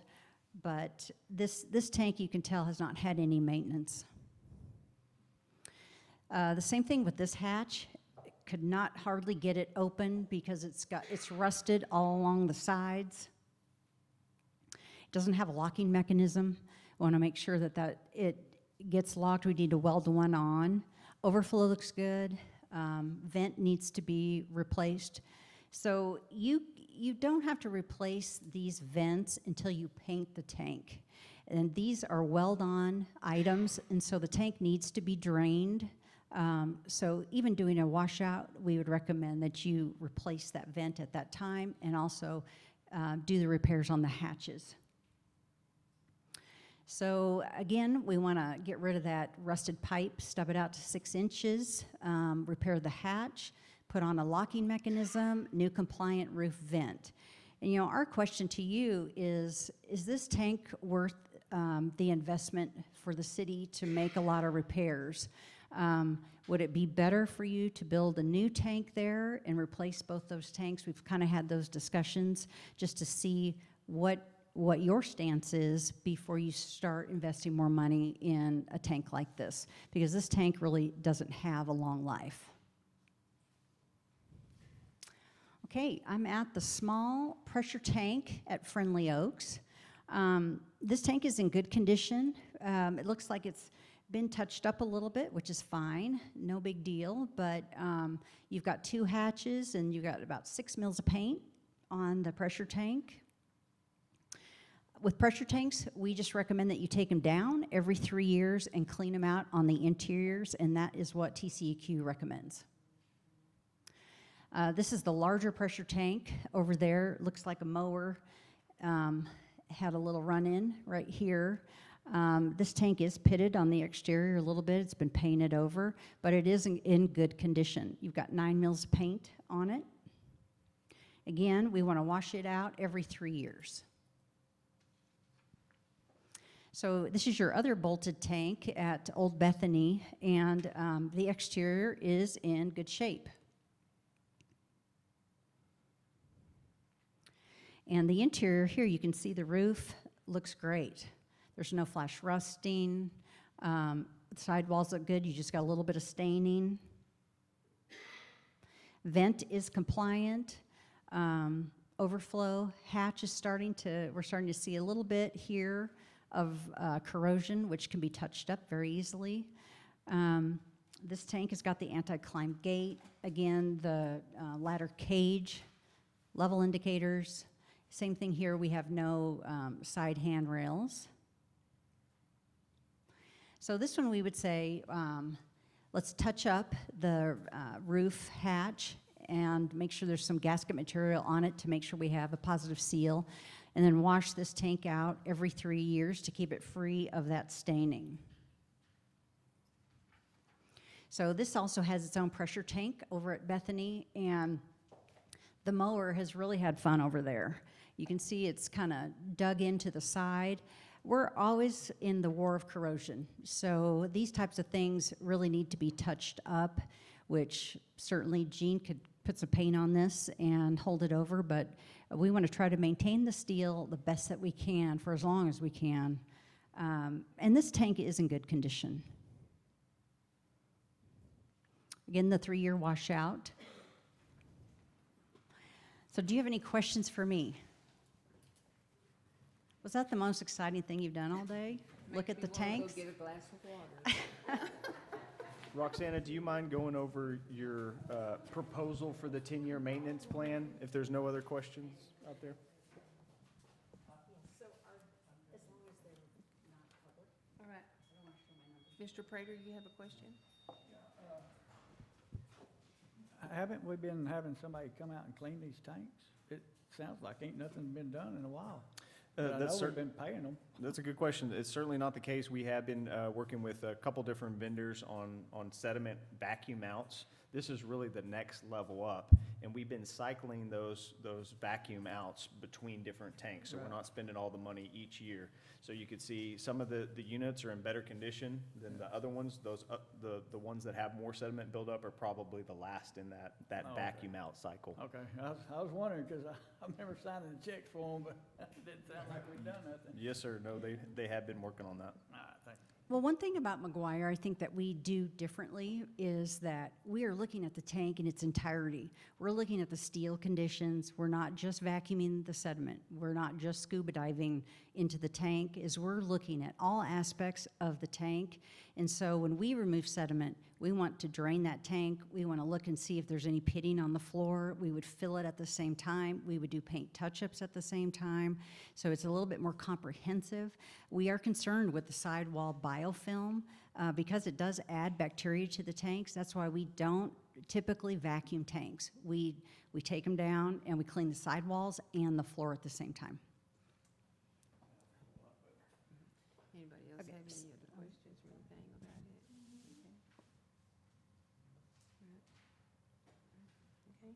All right, thank you very much. Did you want me to address our program? I think he is. Sure, yeah, if you Yes, weren't comfortable please. going into your proposal, proposed numbers, if you would just kind of talk about how that maintenance plan works. Okay. Because this is a proposal for 10 years' worth of work, and we would cycle in different projects each year, and then there would be a payment to your company or another company if, council wants to go out to bid on this one.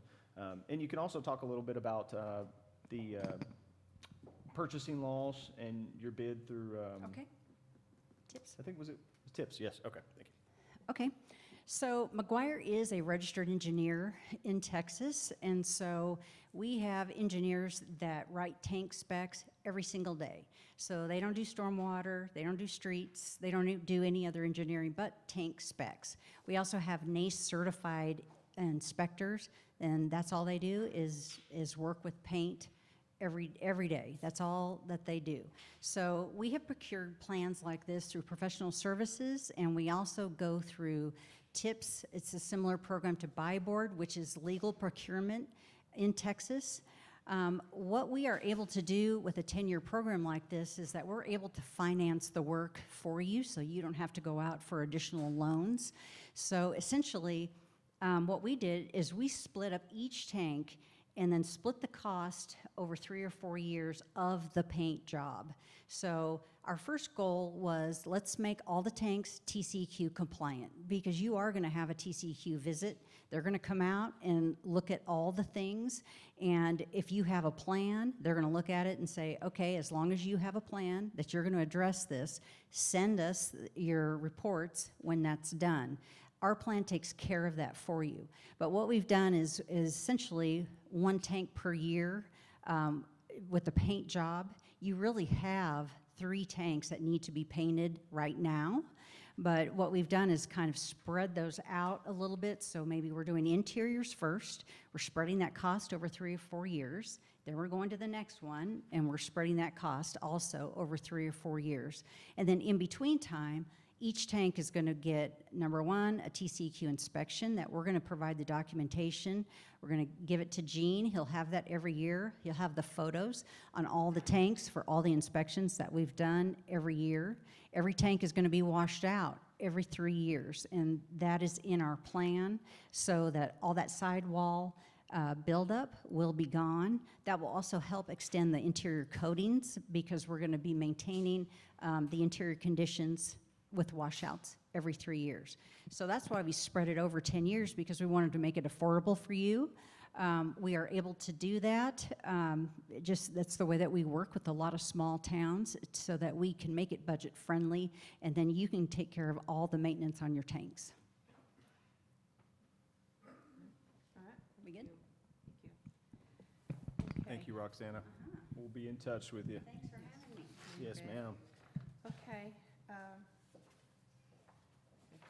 Meeting here, so we're going to- Yeah. Okay, now we're going to have the council, we can discuss and consider the proposed 2025, 2026 budget and tax rate.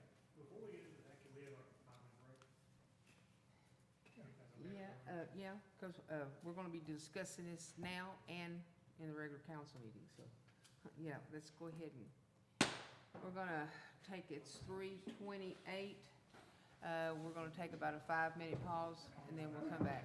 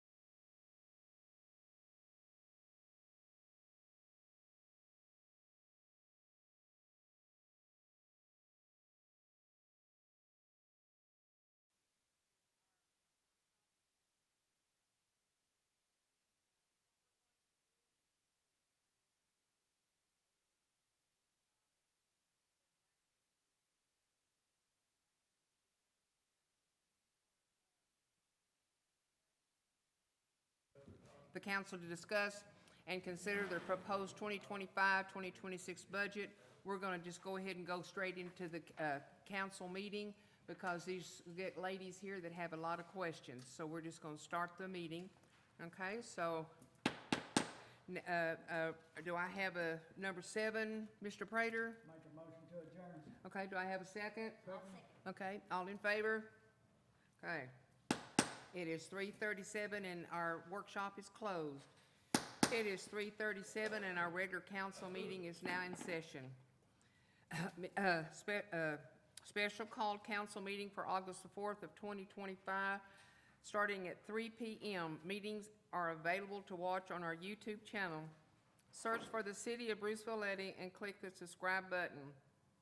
Please mute your phones and computer to avoid any interference during this meeting. I want to thank all of you for being here. I know there's been a lot of stuff on social media about our meeting tonight. And I just want to say, I know there's an anonymous person out there that posts all this stuff, but if I don't know who they are, I don't listen to them. So, you know, please, we want you to have your own opinions of what's happening, okay? So thank y'all for being here. All right, if y'all would please stand for a prayer. I'm going to work through this. Okay.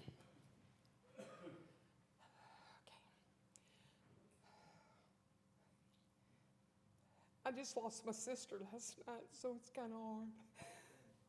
I'm sorry. Hang on, I'm getting there. Lord God, thank you for being with us all tonight. I pray, Lord God, that you'll protect our employees, our council members, and our special forces, and our 911 people, any emergency vehicles that need help, because we never know if somebody might get injured out there. Lord God, I just pray that you'll protect all of the citizens of Bruceville-Eddy, and for the ones that have a heavy heart and a sad heart, that you just reach down and let them know that you're there for them, Lord, and that it's going to work out just fine. As they say, this too shall pass. So we thank you, Lord God, for everything that you do, because without you, we would have nothing. I'm going to ask for all these things in the precious name of our Lord and Savior, Jesus Christ. Amen. I pledge allegiance to the flag of the United States of America and to the republic for which it stands, one nation, under God, indivisible, with liberty and justice for all. Honor the Texas flag. I pledge allegiance to thee, Texas, one state under God, one indivisible. Okay, you may have a seat, please. Thank you. Okay. Roll call. In the back, we have Chief Dorsey, and we have Gene Sprout, and we have, up or down? Can you hear me now? Okay. As I said, we have Michael Dorsey, our Chief of Police. We have Gene in our Water Department. We have Johnny from our Water Department. We have Esther in our Financing and in Courts. And we have Pam Combs, our City Secretary. And we also have Jamie Rodriguez, who stepped out, and she is in the Water Department, but she'll be right back. And to my left up here, I have Councilman Wiggins, and I have Councilman McGregor, and I have City Administrator Kent Manton. And to my right, I have Councilwoman McGuire, and McLaughlin, I'm sorry, McLaughlin, and Councilman Prater, and Councilman Richardson. Sorry, I keep these two people's names messed up all the time, every meeting, but I apologize for that. All right. Number 2, our citizens' presentation. The City Council welcomes public comments at this point on items not specifically listed on the agenda. Speakers must sign up before the meeting begins. Speakers are limited to 5 minutes each. The council cannot respond to these matters not listed on the agenda until a future meeting. Do we have anyone signed up? No. Oh. Where's your paper, ma'am? So, Huh? yes, ma'am. So she's going to be in the public hearing for the budget, because Okay. her item was about the budget. So Okay, this so is if for it's about- items. Can I not address some other issues? Absolutely. Yes, ma'am. Yes, ma'am. Anything that's not on this agenda, yes, ma'am. Yes, ma'am. You want to? Oh, we haven't set up. Oh, I'm gonna talk about the budget too, but I can wait till the budget, Oh, okay, yeah. but I've got other things to talk about. Okay, anything that's not on the budget, you can talk about. Yes, ma'am. Yes, ma'am. Whatever your heart desires. We can't answer you or, yeah. We just won't be able to answer you or give you any feedback. I don't want you to answer me, I just want you to listen. Yes, ma'am. We could do that. Thank you, ma'am.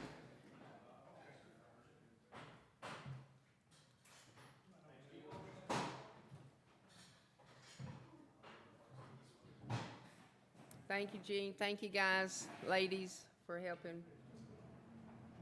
You see how I jumped up there and started doing it? We're supervising. Yeah, we're supervising. It needs to be a little more to the center, but that's all right. No, it's fine. I'm just joking. I'm just joking, Kent.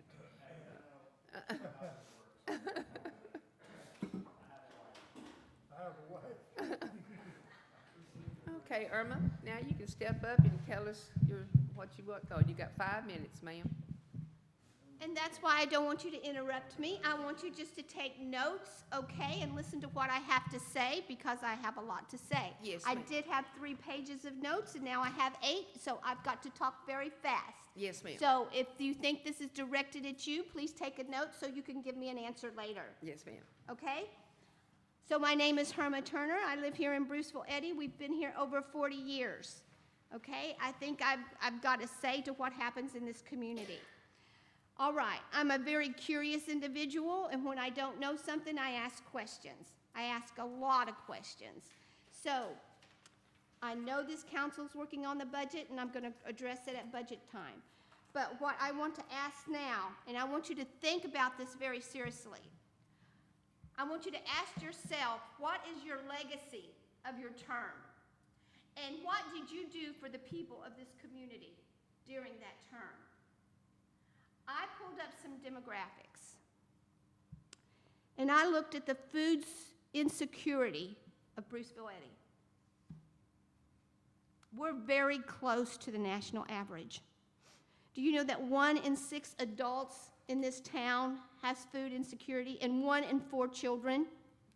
Do you know there's approximately 550 children over at our ISD, and 1 in 4 of them are going hungry?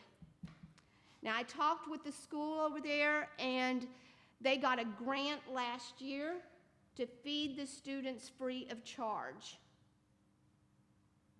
It's a 3-year grant. They're into their 2nd year.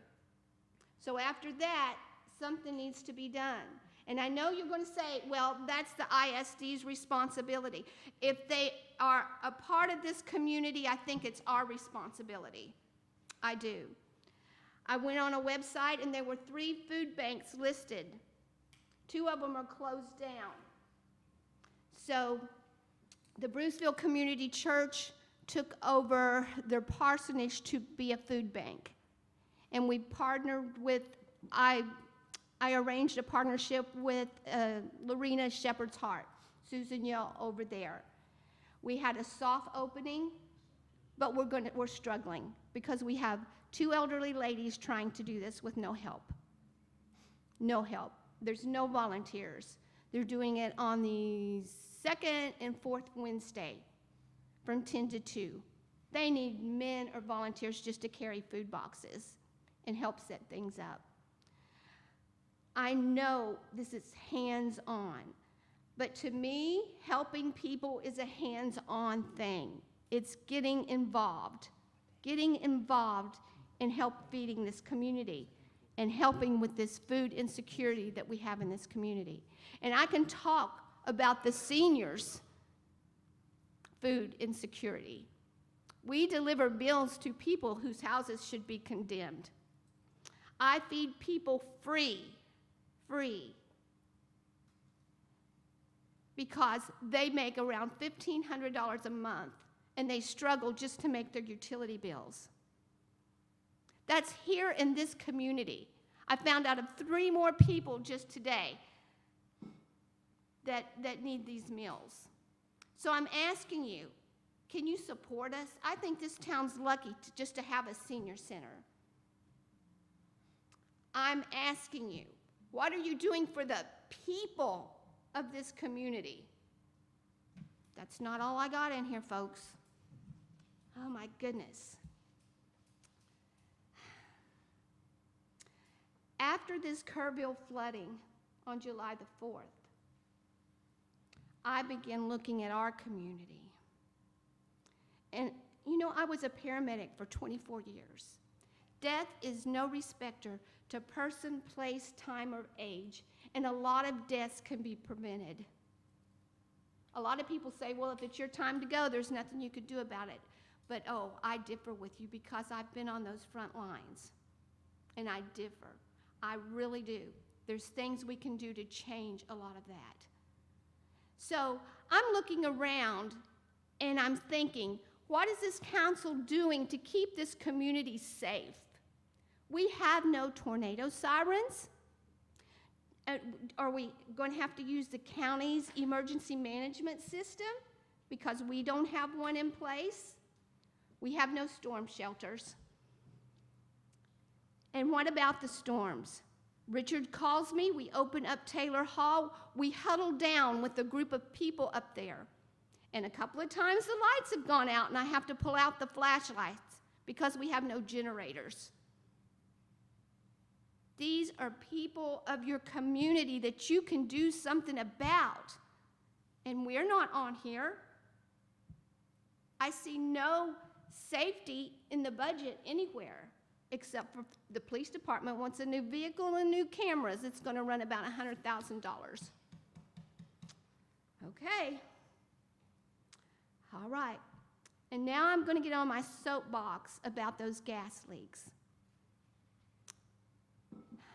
I have gas appliances, gas stove, gas oven, gas deep fryer, gas hot water heater, and I could go on, a gas furnace. Every time there's been a gas leak, nobody's bothered to call and say, hey, there's a gas leak. I walk into my building and the odor is just overwhelming, and I have to leave the door open and go around the building and turn my gas off. I've hidden some pliers to do that. You know, I could have blown myself up very easily. There could have been a big explosion down there. And who is that going to be on? That hurts me. That hurts me that nobody bothered to call the businesses and let them know. Oh my goodness. Well,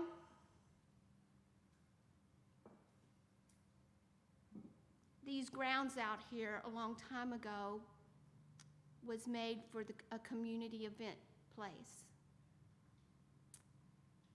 And I guess that's not going to happen anymore because the dogs are using it. That hurts me. That really hurts me. So I'm going to ask you again, what are you doing for the people? I know you're trying to maintain the city. I know you're taking money out of the reserves. One of the questions that was asked, we see how much is in the reserves. We need a total amount of the expenditures that is going to be pulled from each reserve. That's one question. Write that down. I want that amount. And how do you plan on replacing that money? I want to know that too. And I want to know what in the world is this Hungry Hill Rehab project that's going to cost $237,000. I need somebody to tell me what that is. Oh my gosh, I hope you do something for Mrs. Huber. if you saw her house, you would think that had been condemned and there's nobody living in it. But there is. There's somebody living in that house. I don't think you would live in it. I don't think you would even want to go in it. And we deliver her food every day.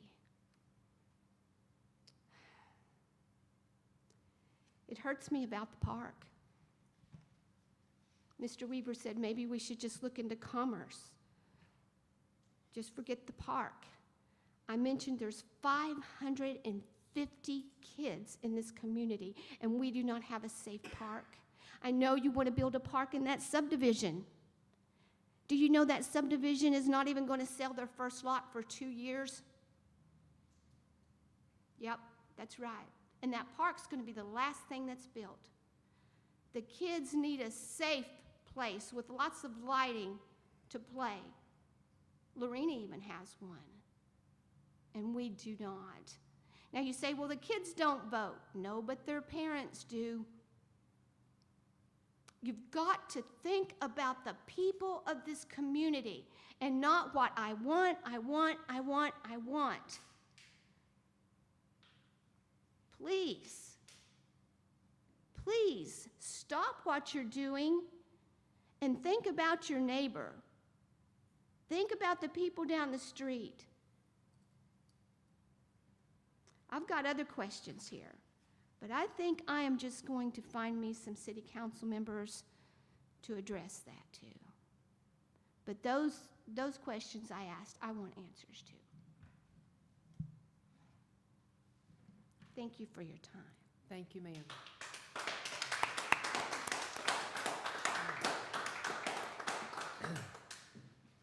Okay. Number 3, ordering the general election. Council to discuss, consider, and probably take action to order the November 4, 2025 general election for the full term of 2 years for the mayor and 2 expiring council members' positions. Okay. Yes, ma'am, this is just your standard practice each year to order that election. It is a joint contract with McLennan County and several other cities to administer the election. This is scheduled for November the 4th, 2025. The filing period for city council and the place of mayor is currently open. Mr. Wiggins? I'll make a motion to order the November 4th, 2025 general election for the full term of 2 years for the mayor and 2 expiring council member positions. Okay, Mr. McGruer? All in favor? Unanimous. Thank you, ladies and gentlemen. Number 4, public hearing budget. Council to hear public comments on the proposed budget for the fiscal year 2025-2026 General Economic Development Corporation Water and Sewer. Okay, it is 3:55 and the council meeting is over. It is 3:55 and our public hearing has started. So, okay, anybody have any? Yes, sir. Mr.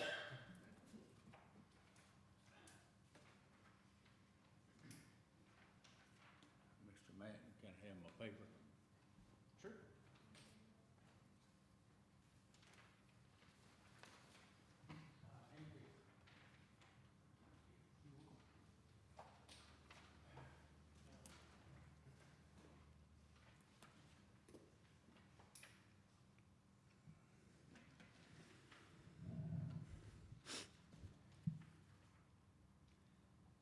First, I want to apologize to the council and the EDC members.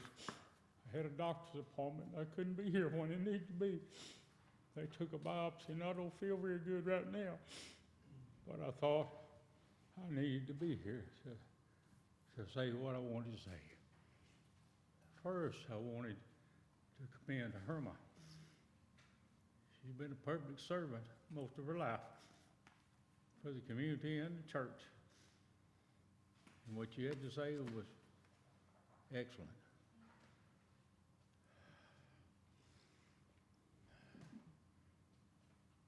I'm here to address the budget.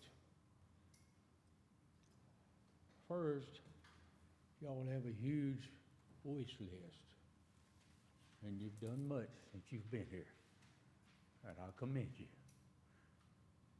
Everybody's got an opinion. So I'm gonna read what I wrote.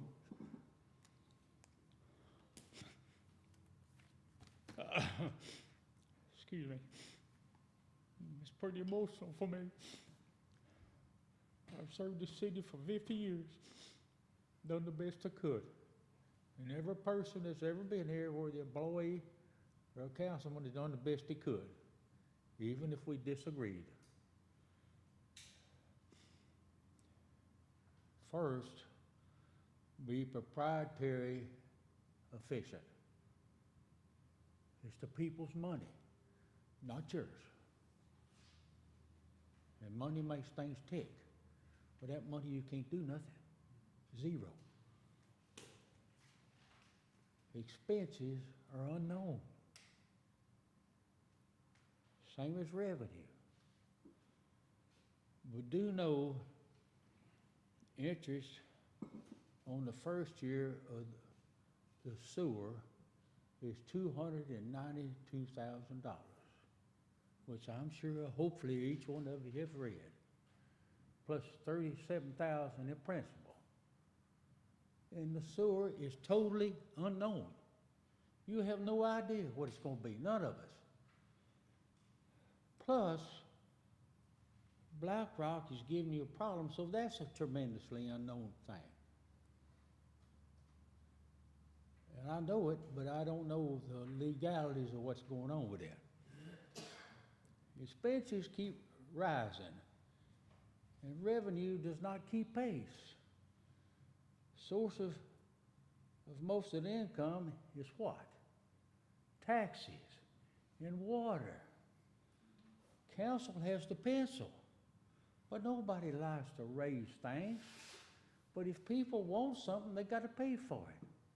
But that don't mean you got to raise it all at one pop, just a little at a time.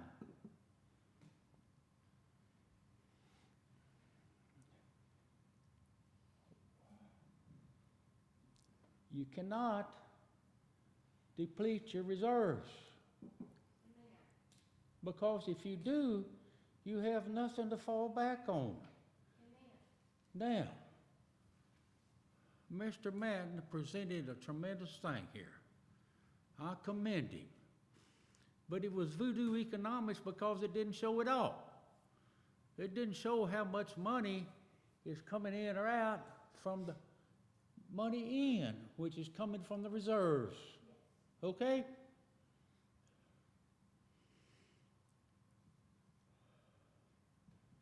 Be astute with expenditures and hope for the best, but prepare for the worst, just in case. Because if you don't, you're going to have to raise something. I want to ask Mr. Madden something. What have I always told you about your employees? Sir, this is a public hearing. He can't answer your questions. Okay, I'm going to tell you what I told him. You're just good as the people you got surrounding you. That's your employees. Okay? I'm not against employees. I'm for them. But you're just as good as the people you got working for you. My thing is to hold off on some of the raises a little bit. Non-necessary spending as well. Be responsible with the money just like it's yours. You wouldn't do that if it was yours, some of these things. I'm qualified to say these words, as I have an accounting degree from Baylor and employed with CPA firms for many years. Worked on audits, even including the city of Waco's twice. Do I know it all? No. But I know money. Private practice and responsible in charge of 5 companies at one time. I'm respectively telling you these things because I want it in the best interest of the people. And you can't pull money out of the sky. thank you for your time. Now, I expect you to do what's right as you have in the past. You got a big wish list, and I hope you get it done. But you gotta have money to get it done. Thank you very much. Okay, thank you, sir. Does anybody else want to have anything they want to say? Yes, ma'am, come on up.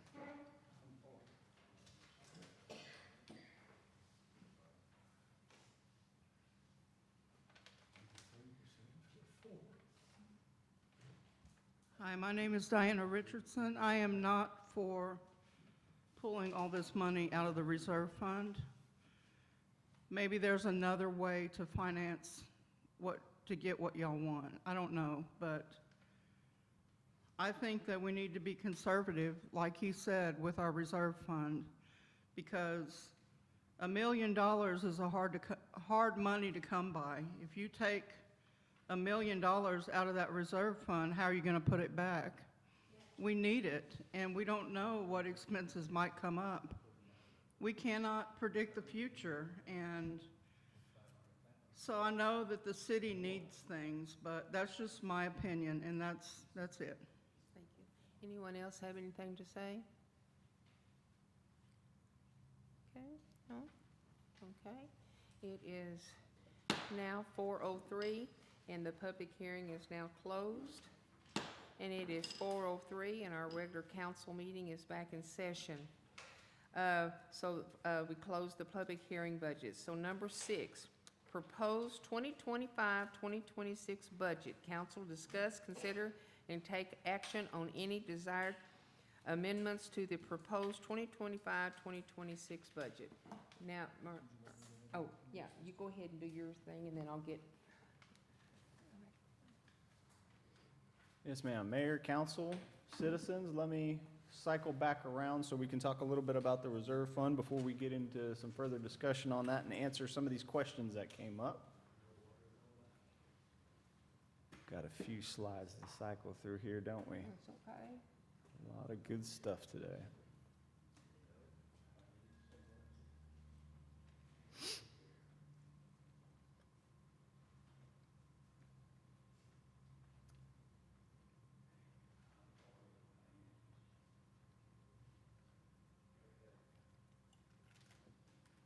Street repairs.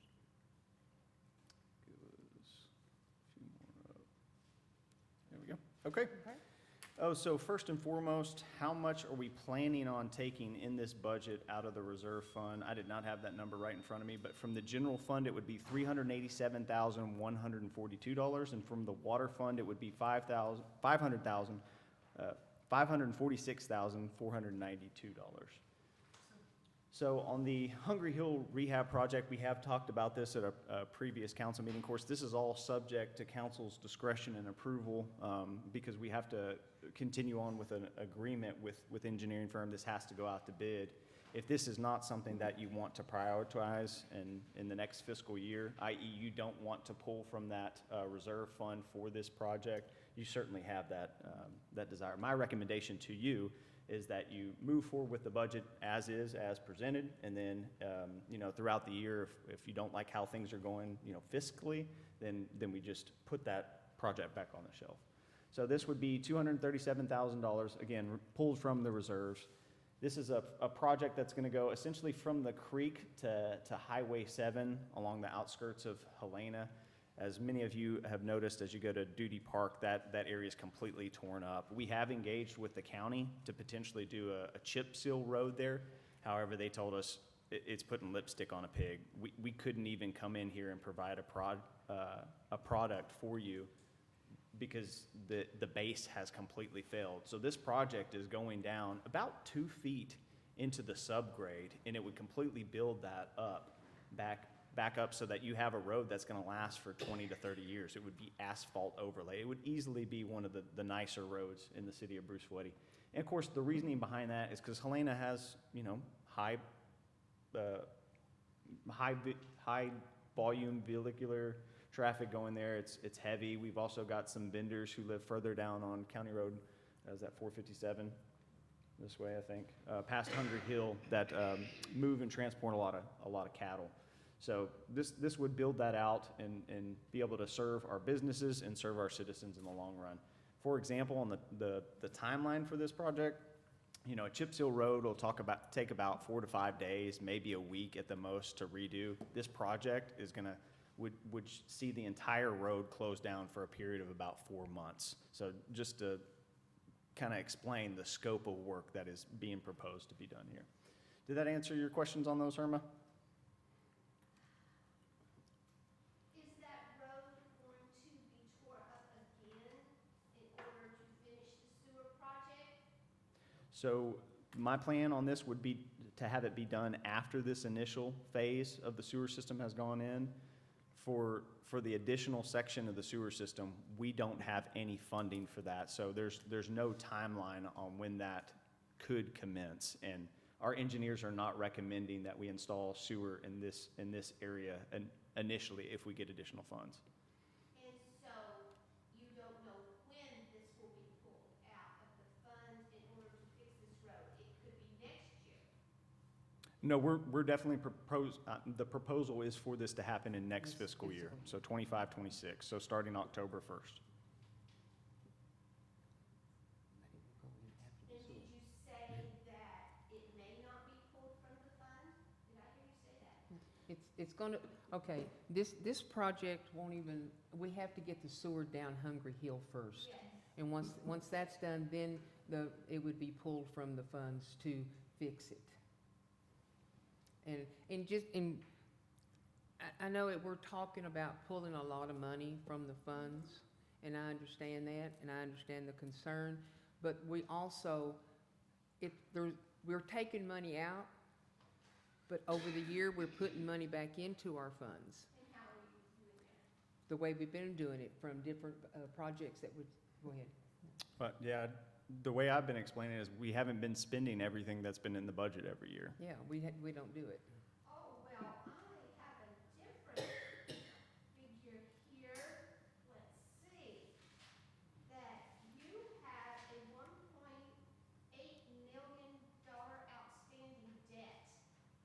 Is that correct? Yes, ma'am, we do. So, It's about $1.1 million now.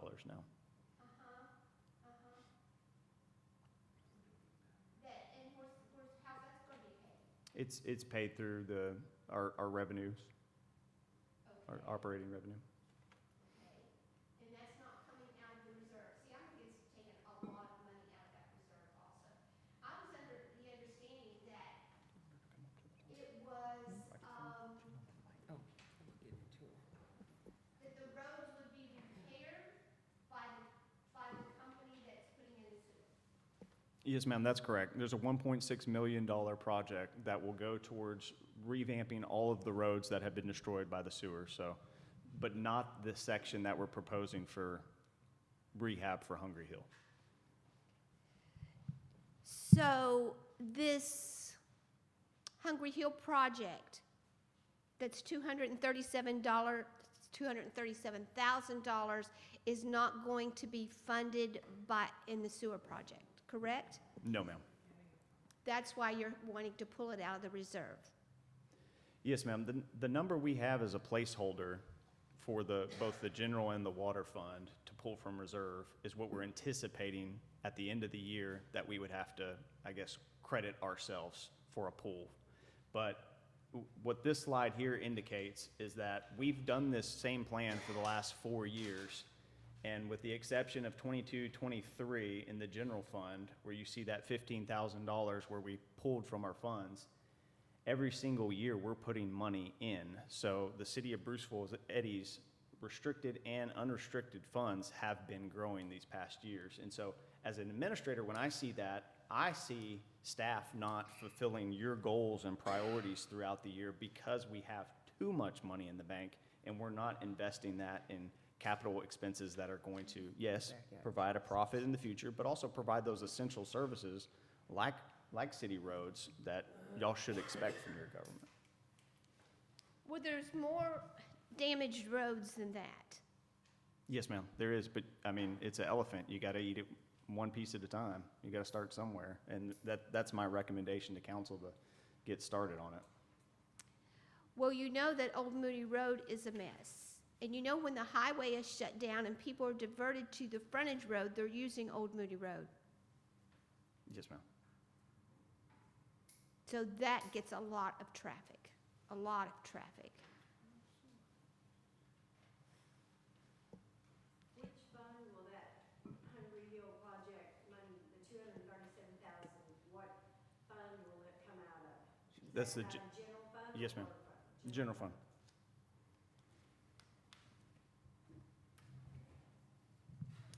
Is that part of the transfer in money of the 387,000? Yes, ma'am. Does that include the 237? Yes, ma'am. Okay, yes, ma'am. Can you come up to the mic, Y'all please? might not know the answer to this, but I'm gonna throw it out there.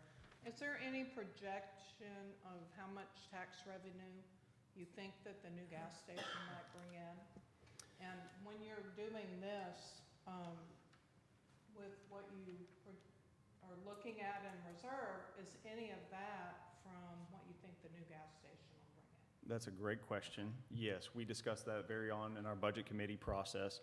We tried to be as conservative as possible with that sales tax without having a whole lot of numbers to really go by. So essentially, we're flying by our seat of the pants on this estimate. And that's why we decided to keep it very low, and we went with a 10% increase to sales tax revenue over next year, and you see that reflected in the revenues for the budget.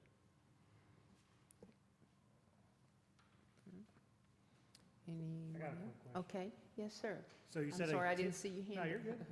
So Kenny, you said a 10% increase of sales tax, and our sales tax roughly 30,000 a year, is that roughly correct, or? Sales tax for the year or for the month? Oh, so it's 30,000 a month? It's about 20,000 a month About is 20,000 what a we're month. averaging, something like that. That's not a specific number. No, I get you. Over 207,000 a year. So we're talking with that 10% increase, roughly about what, 30,000 additionally for the gas station? Hold on just one second, I can bring up our sales tax proposal, unless somebody else has got that right in front of them. I can look it up. It's in my phone. Sorry, I guess I just pull out my calculator instead of trying to do it in my head. But it's in our packet. So our current fiscal year for sales tax is $137,500. Year-to-date, we're at $130,000, rounded down. And our requested budget for next year is $189,000. Just on sales tax. And then there's other stuff that comes in, goes into, Mr. Wiggins.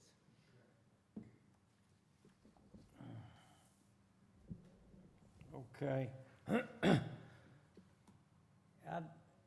I have a problem with those numbers there, and I have the, as of September 30th, 2024, have those financials here, which is the end of the year for that 23-24.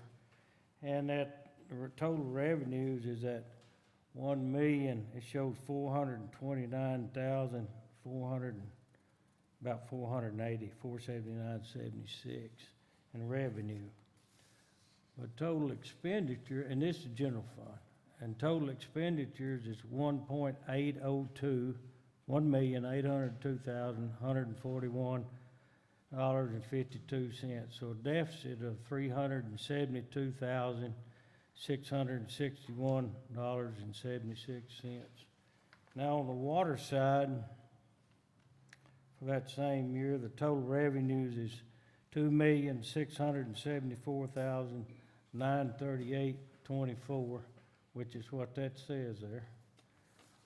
But on the expenditure side, it's 3 million, not 1.9, it's 3,199,071.83.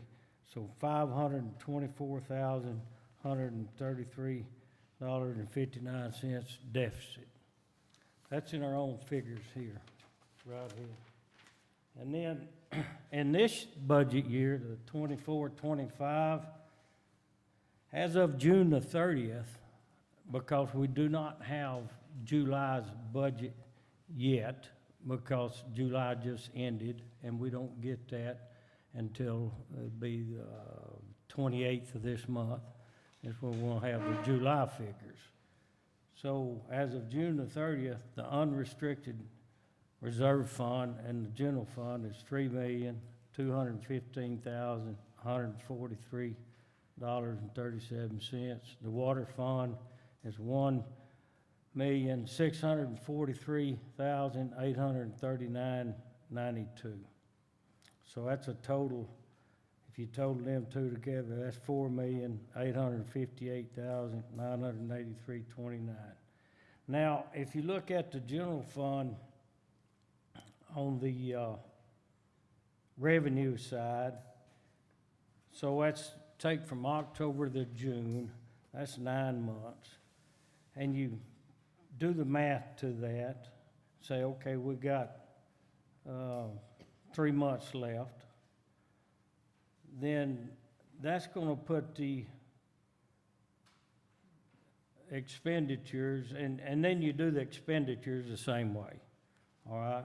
So when you do the math of that, so that's gonna actually, and we showed transferring in $156,000 to make the budget balance. But if these numbers trend like they're going to, expected to, then we should have about $132,844.51 surplus in the general fund. That's for the 24-25 budget. Then when you look at the water fund and you apply the same math to that, you take your actual revenue divided by 9 months, and that times 3 months, and so on and so forth. And then you do the same thing with the expenditures, and then I'm talking actual revenue, not budget. And so if these trending projected amounts are approximate, then we'll have a $1,136,966.48 deficit that will have to come from the water reserve fund. Now, keep in mind, that's 1.136. We had 1.643 in the water fund. So that leaves a difference of $506,873. If that's pans out. And, you know, we got 3 months left. So I see it kind of trending that way. That's the kind of way we figured. So, and you talk about the general fund, and also the above, the restricted reserve funds don't reflect monies that, you know, may be needed prior to the end of this budget year, which I just went over that. So, and it doesn't, additionally, reducing our reserve funds will reduce our interest income amounts. And also with the sewer fund, as Ken had stated, we're gonna have to have $157,000 from the reserve funds, because we don't know nothing, as Mr. Talbert also stated, we don't know nothing about the sewer. It's all unknown. We're at least in the water and the city general fund, then we have history to go by there. But now, if you look at the general fund, and maybe Kent can ask, I'd like to ask some questions on the on our budget, which is, that's what we're talking about. And the general fund budget, Ken, if you'll look at it, on the revenue side, it's showing that grant income, that 10-00-550-21 of $550,000. Could you explain what this is for and where this is coming from and when we will receive it? Because a lot of these people don't know. Sure. So the grant income on this one, $550,000. This is a split from CDBG funding.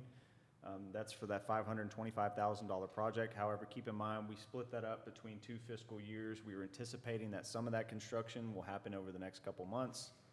Probably not looking likely. All that fund will probably come in the next fiscal year. So that is a grant pool. So the work gets done, and then we ask for reimbursement on that. And then the other component of that is for the GLO RCP planning grant.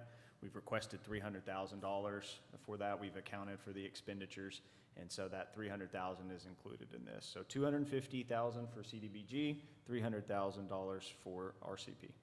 And we have to pay for all of that until we find out for sure about the grant? No, sir. Okay, how much is that actually that we'll have to pay for?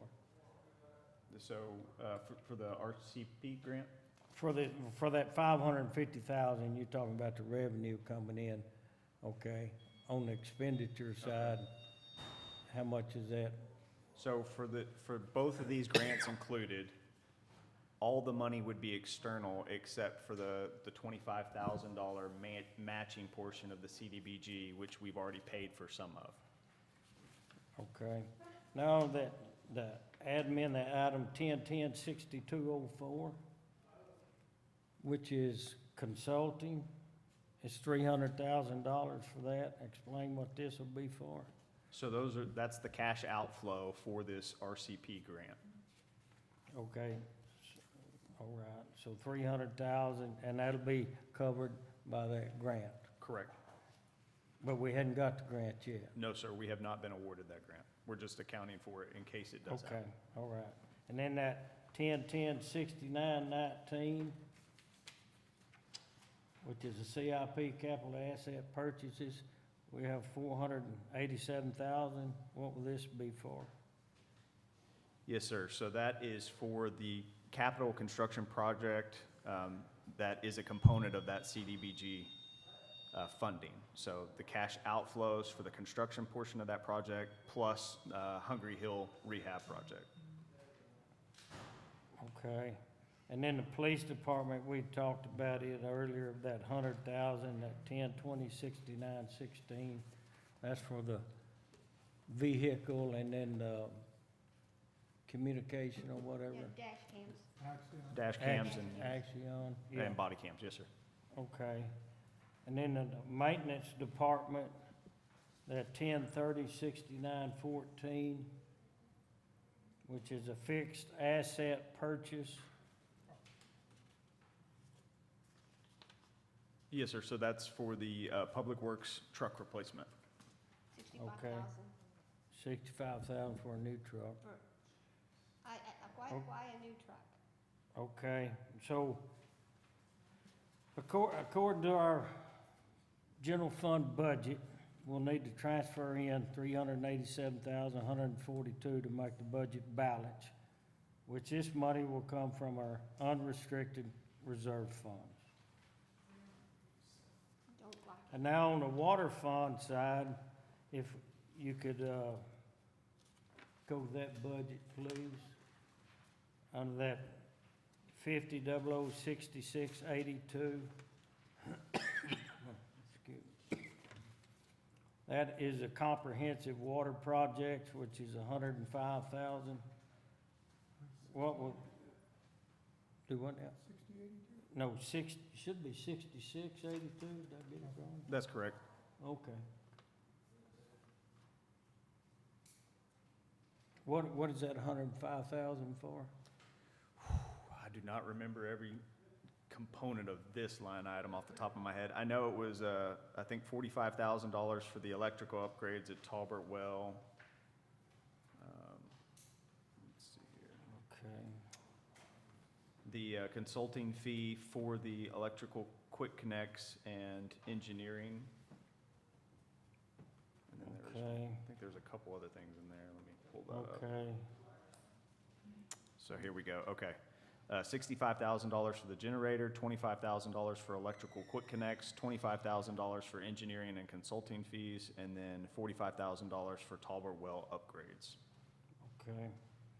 Now that 50-00-6914, the fixed asset purchases. That's $75,000.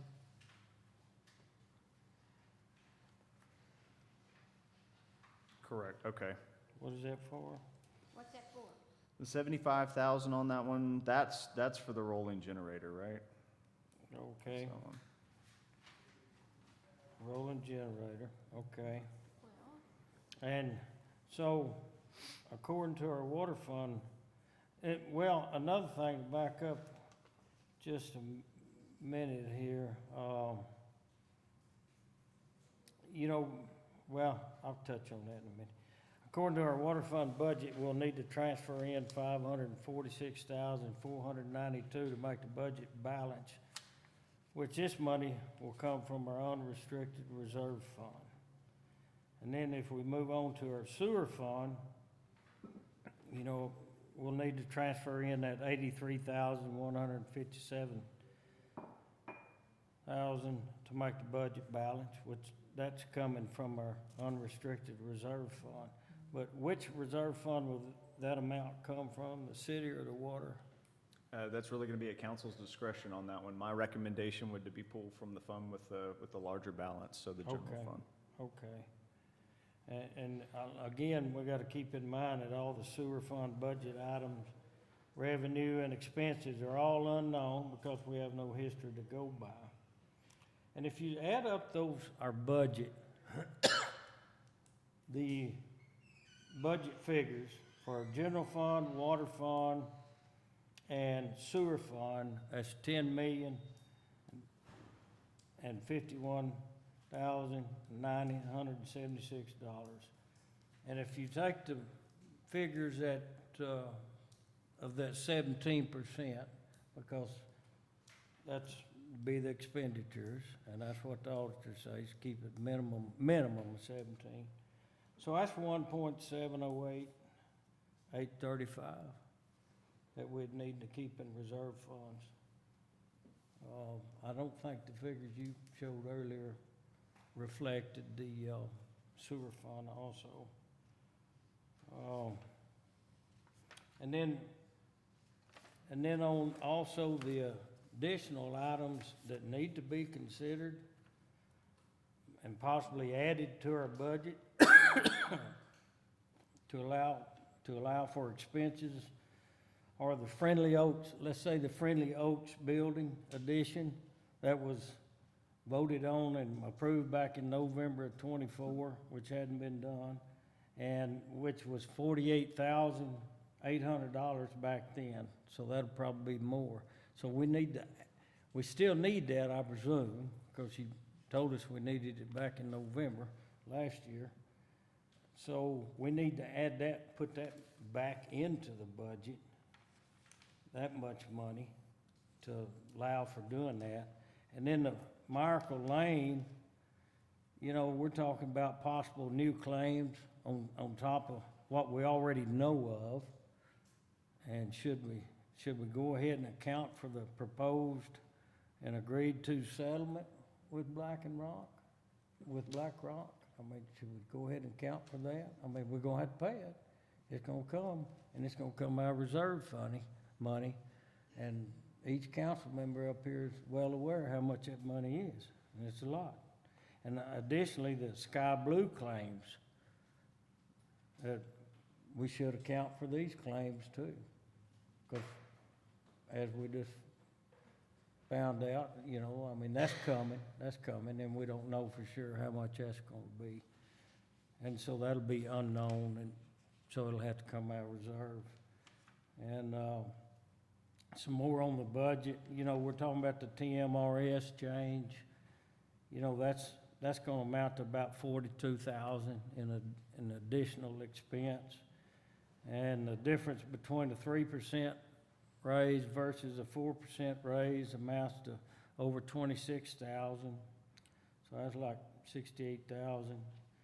And also we shifted, I don't know if many of the council members caught this, but we shifted 25% more of the city admin personnel expenses over into the water fund. So it used to be 50-50. So now it's gonna be 25% more shifted over, so 25-75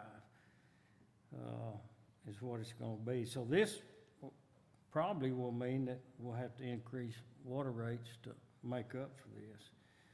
And if we increase the water rates, will this also increase the sewer rates? If we increase our water rates, does that automatically increase the sewer rates? Automatically, no, sir. The tariffs are separate. of one Okay, another. okay, I just wanted to clarify that it is separate. Okay, well, with all that in mind, like I said, with the unknown, again, it's my recommendation that, you know, we need to add that, Friendly Oaks project that we didn't do. We need to add that back into the budget, because I don't wanna get there, and evidently we need to have that done. But if we don't add it back, then we're gonna hear that, well, we don't have the money in the budget right now. And, you know, that's something that's needed, you know, and some of these other things are not. So I would say, as far as adjusting the budget, maybe we need to adjust and add for that, allow that. And then maybe because so much is unknown, and I say, let's don't do the TMRS. That'll save us 42,000. And the reason being, because so much is unknown, folks, and we can do that, and then next year, we could take it back if we wanted to. We have that right. But once you give that, then it's gonna be hard to take that back from the employees. And, you know, it's like, I mean, it makes sense to me that we don't know about the sewer, so let's hold off on that. That don't mean that we won't do it next year. Next year, we might look at the budget and see, okay, look at all the revenue we've got coming in from sewer versus the expenditures. And maybe we can afford it, or maybe we won't need all that much in reserve funds, but maybe we will. But we just don't know. So I say, do not do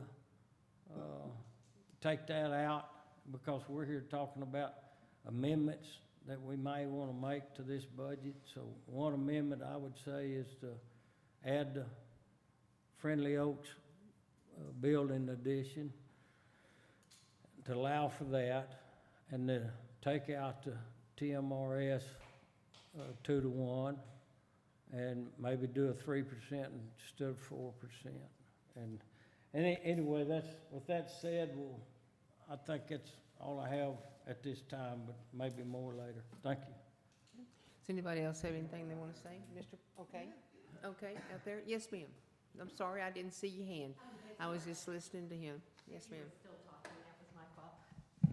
The TMRS, that's like a 401K, am I getting it correct? Essentially, it's a quasi-pension. Yeah, okay. I've been a benefits coordinator, or was a benefits coordinator, for over 20 years.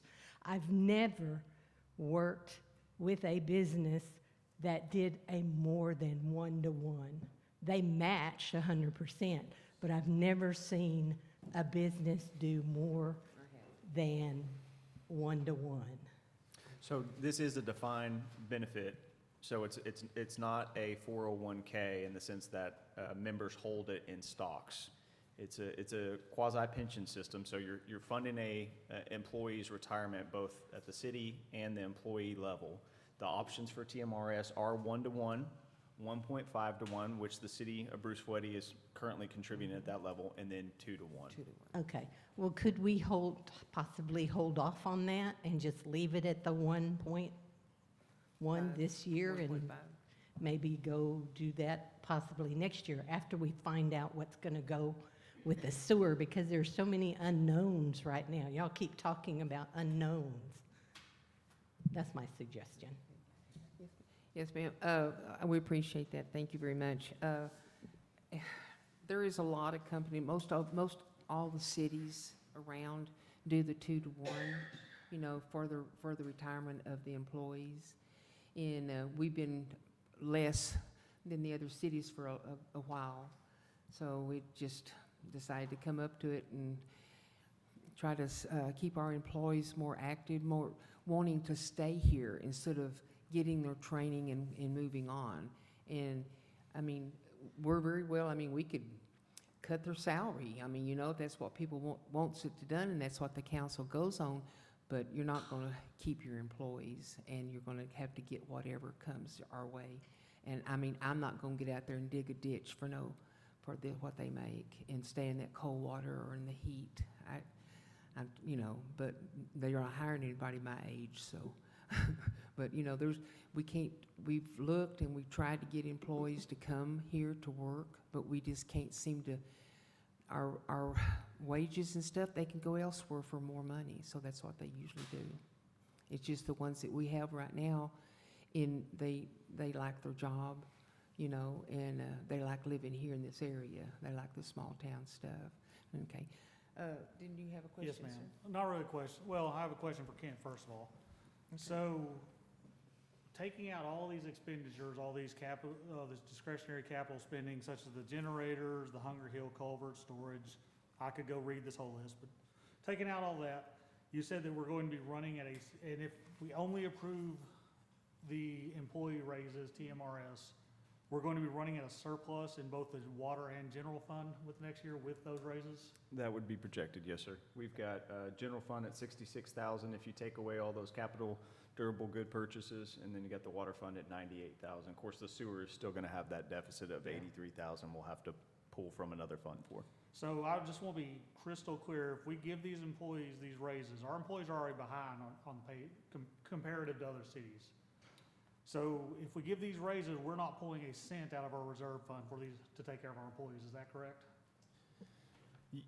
Essentially, yes. However, you do have to realize that any cut that you make to this budget is going to potentially soften the blow to your reserve fund. If we accomplish everything this next fiscal year as we plan to do it, there will be a pull from the reserve fund. That is what we're proposing tonight. So with each reduction in that, whether that's in employee benefits or whether you take out a capital project, whatever that might look like, you're going to soften the blow that you will ultimately have to pull from the reserve fund. Oh, yeah, I mean, the $1 spent here can't be spent elsewhere. I mean, I get that. So we keep talking, or I listed a lot about this. Well, maybe we'll do for our employees next year. Who's to say next year we're not going to find some excuse not to give them a raise then? And our employees fall further and further behind comparatively. The council has $7,000 set aside for CDL training. The council voted on a policy change where we're requiring our public works guys to get their CDLs. That costs $7,000. So by us not keeping up with the pay rates, these guys are going to get their CDL and go somewhere where they can be paid, and we're just throwing that money out the window. I mean, if we want to cut something, let's find something to cut. Mr. Wiggins said that the combined, that's 68,000. Looking at this, if we put off that storage building, that's 50,000 right there, leaving an $18,000 difference. If we won't put off Hunger Hill, that pretty much removes any draw from the general fund. If we want to talk about cutting, like, we can find places to cut that's not the employees. Yes, sir. Yes, sir, and that's true, because when we start cutting, because so far this year, we've tried to cut their insurance, and now they're trying to cut what they're going to get paid, you know, so it just seems like everything's going towards, let's cut the employees, let's do everything else but cut the employees. We want to say thank you, Yeah. but then we won't cut them. Okay, I think Mr. Wiggins Sorry. had his hand up first. Okay. Just to be clear on the employees, we are proposing on the water, Public Works Department employees, we're giving them $1.50 an hour raise, and then 3 or 4%, well, it's figured in the budget at 4% on top of that. So it's not like we're not giving them a raise. So don't look at smoke and mirrors here. And you know, another thing is you can take that budget and finagle them numbers around and say, well, we can cut this and we can cut that, and looky there, we didn't have to take no money out to pay for TMRS for that 4%. It all come out. No, that's smoke and mirrors. You, at the end of the day, you take your total expenditures, and that all adds up, that TMRS and everything, all these things that, a lot of these things in here we need, okay? And that's to operate our system, whether it's the water or the city, you know. Do we need that truck? Do we need this water projects update? Yes, a lot of those things we need. Now, yes, you could cut all that, and then you could say, and still give the TMRS and the 4% raise, and maybe you could say, well, we took out some, had to take out some, but we didn't have to take out as much. Mate, that's smoke and mirrors, folks. Come on. Thank May you. I respond to that? Okay, all right, Mr. Prater had a hand up first, and then I'll come to you, and it's her, Ms. Wiggins. All right, on this Hungry Hill project, I voted against it because the only reason this is gonna cost so much money is because we gotta build it up big enough for, what's the name, Helena?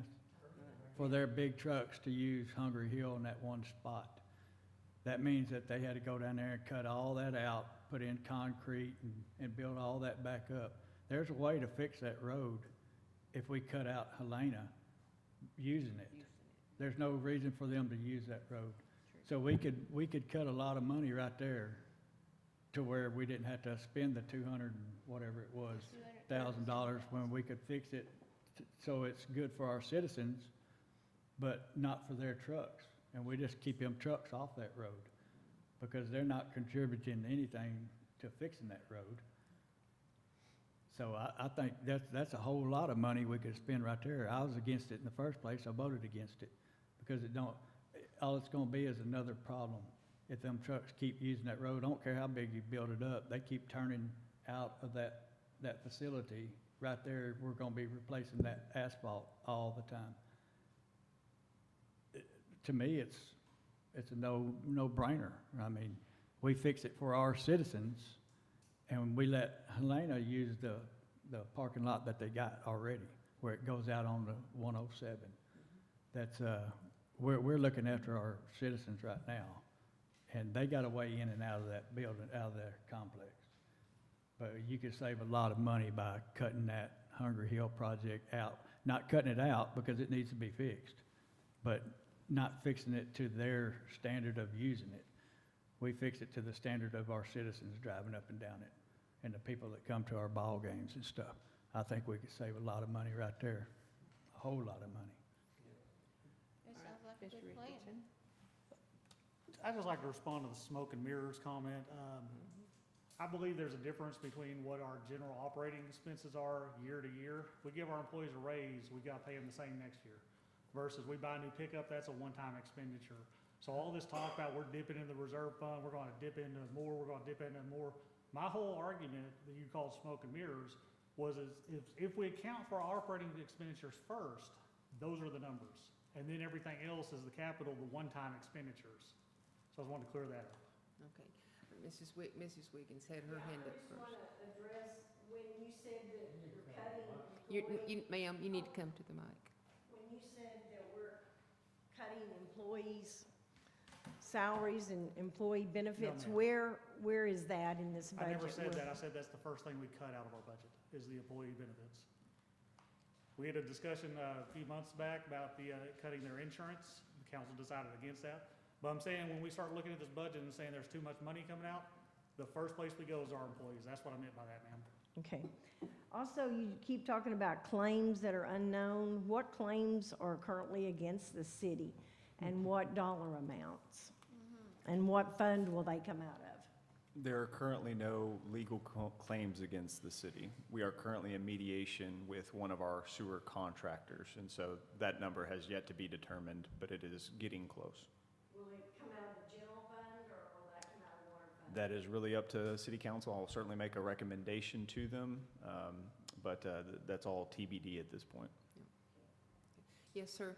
Come to the mic, please. I just have a couple of quick questions. We all know that you have to have a raise in cost of living to make it nowadays. And as an hourly employee for over 50 years, I never got 3 raises, as it was mentioned. We were good to get a cost of living raise one year and raise hourly the next year. What they did factor in that made us look at things different was what our portfolio was worth, how much insurance they paid for, the company paid for. That was included in our hourly rate. When I retired, I was worth almost $44 an hour. Your insurance rate, matching your 401 or however that comes in, that's how they did it at my place. Again, your Social Security, they were matching my Social Security. All that was compiled into a number, and they told me what I was worth per hour that way. Okay. We have some employees here that receive a company truck to drive. They get gas. Their maintenance is free. That's worth an hourly. You budget it in, you figure it up because they're using it. You have to budget it in because they're going to use it next year and the year after and so forth and so on. Those things have to be looked at. And if you don't look at them, you're going to come up short in the long run. You may not do it this year, but next year, year after that, sooner or later, you're going to come up short if you don't budget everything in at the time that you're doing numbers. I've lived the scene where the company gave us what we wanted, and then a few years down the road, they had to take it away from us because they over budgeted, and they couldn't afford it. There's no reason to go into that here. Although I totally agree with giving the employees a raise. We just need to be frugal. We need to think it out. And that's what I'm approaching the bench about. Thank you. Thank you, sir. Okay, anybody else have any more questions about that part? Yes, sir. If nobody else really has any comments about that, how about we just take make a separate motion on the cost of living raise, the 4% versus 3%, make a motion, vote on that, be done with it. Then make a motion on the move in TMRS or leave it, just be our votes, but done, move on to the next part, unless somebody else has some more discussion. I have one. Okay. Just about to the folks. The bottom line is that the city is spending more than they're taking in. Mm-hmm. Okay? See that? When you run your house like that, No. in a few years, when you're having to dip money out of other funds that you've saved for your future, then when your future gets there, you can't retire, right? How many citizens complain that government likes to spend, but they never want to cut in areas? They want to spend, overspend, but then they don't want to be conservative enough where they don't have to do that every year. And so that's what concerns me. I mean, I hear citizens all the time. I'm one of them that complain. Government wants to spend, spend, spend, but they don't want to be smart about it. They should run the people's house, this is y'all's money, the same way they run their house. And that's what concerns me, is we keep taking money out of our reserve. I'm for raises, the $1.50 raise an hour. I think that we need to do that, absolutely. We need to give them a cost of living raise. I mean, most of us that are on fixed incomes, we got a bit of a cost of living raise, 2%. We didn't get 4. So I feel like the 3, I can live with the 3. But the TMRS, I'm like Mr. Wiggins. I think with the unknowns that we have in our future as a city, where y'all live, we need to be careful about how much we're taking out of that reserve fund right now. See what happens in the coming year. Let's sit back, see what happens, and maybe the sewer is gonna bring in some extra money over the long run, over the next year. We don't know. We don't know what kind of expenses. We don't know what's gonna happen with Miracle Lane. We don't know what this mediation is gonna come down to, how much that's gonna be. And it's a lot of money, y'all. And so I agree with Mr. Wiggins. We need to be careful now so that we can help our workers out later. If we're not responsible now, then we may end up having to hurt the whole community by raising taxes and water rates in order to make up for the decision we make right now.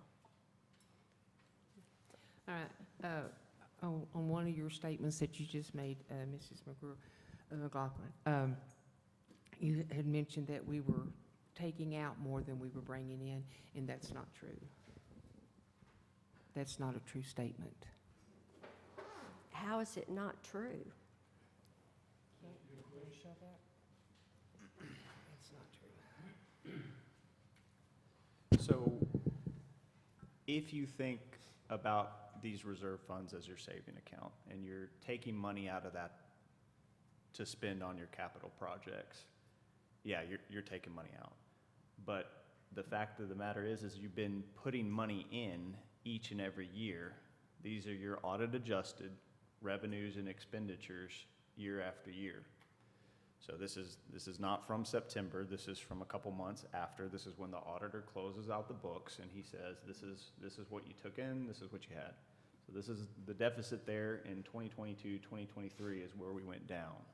So your funds continue to grow, and what staff is again saying on this is that we're not optimizing the people's money, and we're not spending it in the right locations. And so that's why we're pulling from those savings accounts to accomplish your goals. So the city is solvent is what I'm getting at. All right, and as far as yours, sir, if you want to go ahead and try, and we can make a motion to accept that.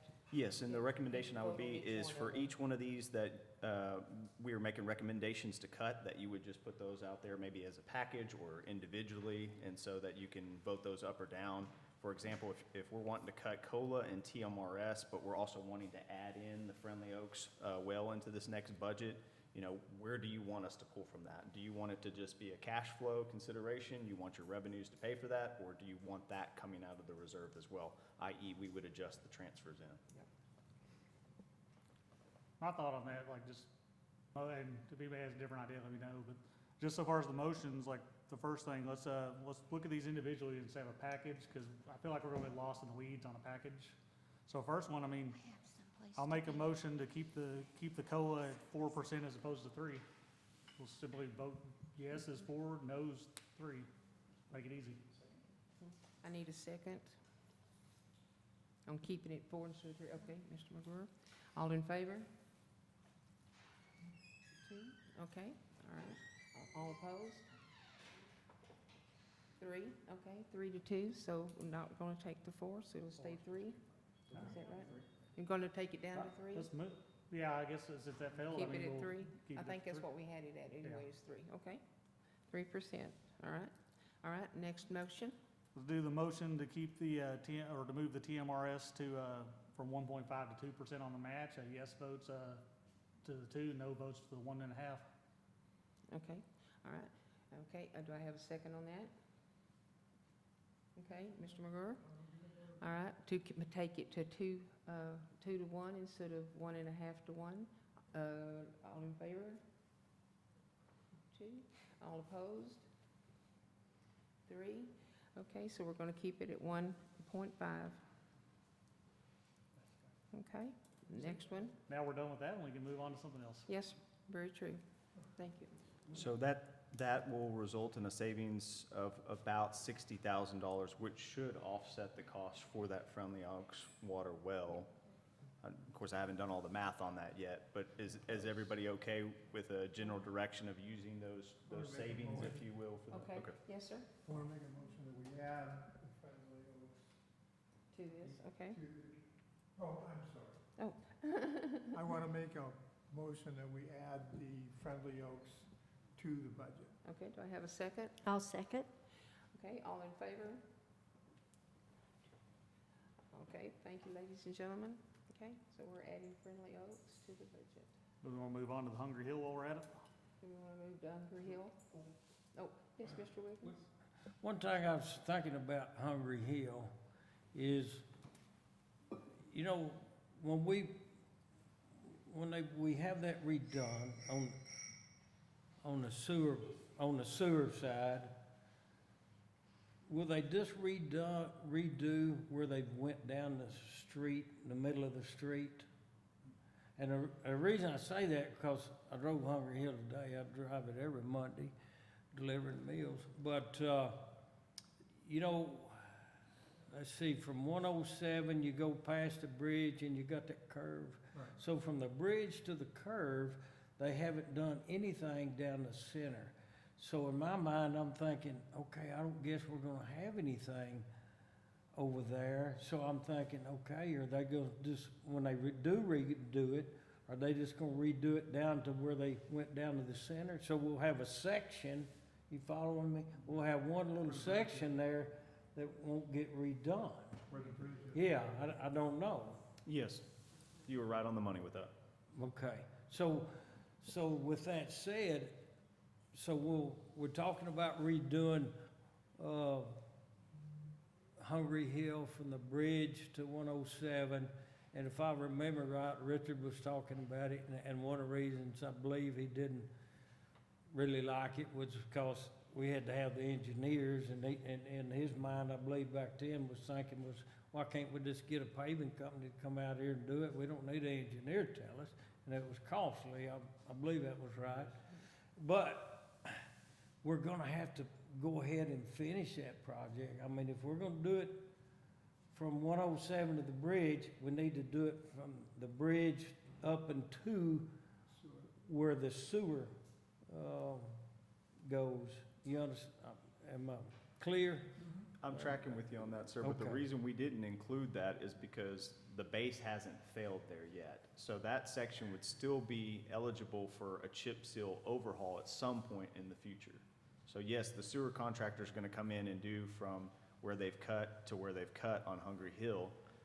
This project would just be to address the base failure from essentially the Helena traffic. Yeah, I mean, I understand, but thinking and talking about this, I think we're gonna have some new roads partway and some old road, one section be old road, and then another section be all new road.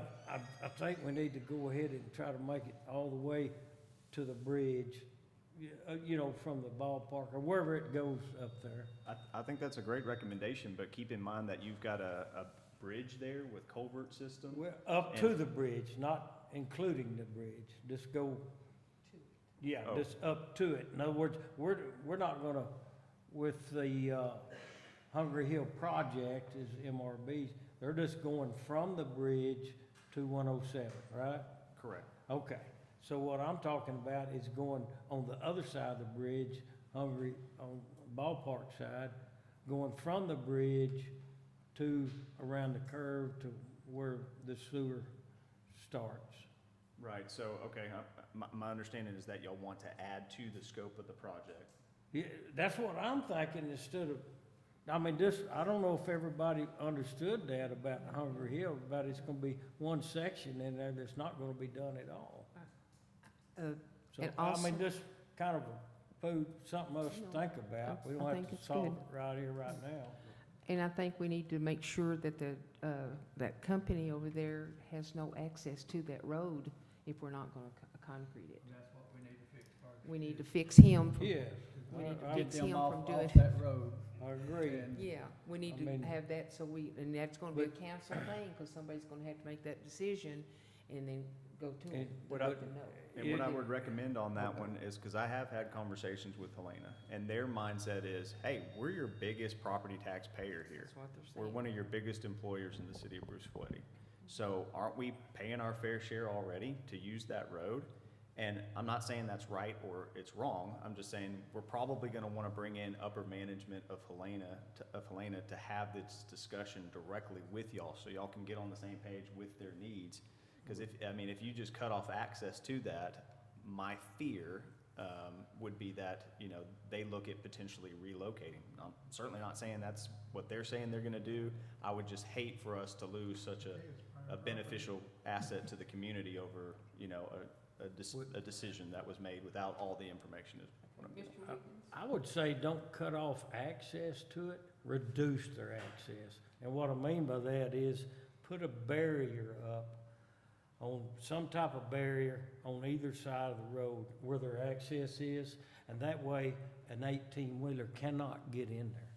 But a regular truck, somebody's going to pick up some feed can get in there, regular pickup or Just dual not the wheel or 18 whatever, wheelers. but an 18-wheeler cannot. Yeah, If we had some type of little barrier. Highway 7 is built for that. It's built what for it's heavy for. equipment, heavy weight. Our roads aren't built for that, and I think, we cut them off with heavy truck access and still leave the cars and trucks. that still Yes, come in. that's right. Yeah, that's Richard is reasonable. right. And I think it's good, and as far as them to pack up and relocate somewhere, if I was the upper management, I'd go, that's gonna be a lot of money there. Maybe I'll pay the $240,000 and have it concreted, so I won't have to uproot. But anyway, yes, sir. Okay, there are two things to consider there. One is it's already weight limited, okay? How we get the enforcement on that, I don't know, but it's weight limited where they cannot bring a semi down that road. The other thing that goes along with that is it's not just Helena. Danielle tells me, Cattle trucks. she's got video after video after video of the cattle trucks coming through there. They're also one part of the problem tearing up that road. Yeah. So we have to be able to, the only common denominator here is enforce that weight limit, okay? Get them to where you get citations after citation after citation for violating the weight limit.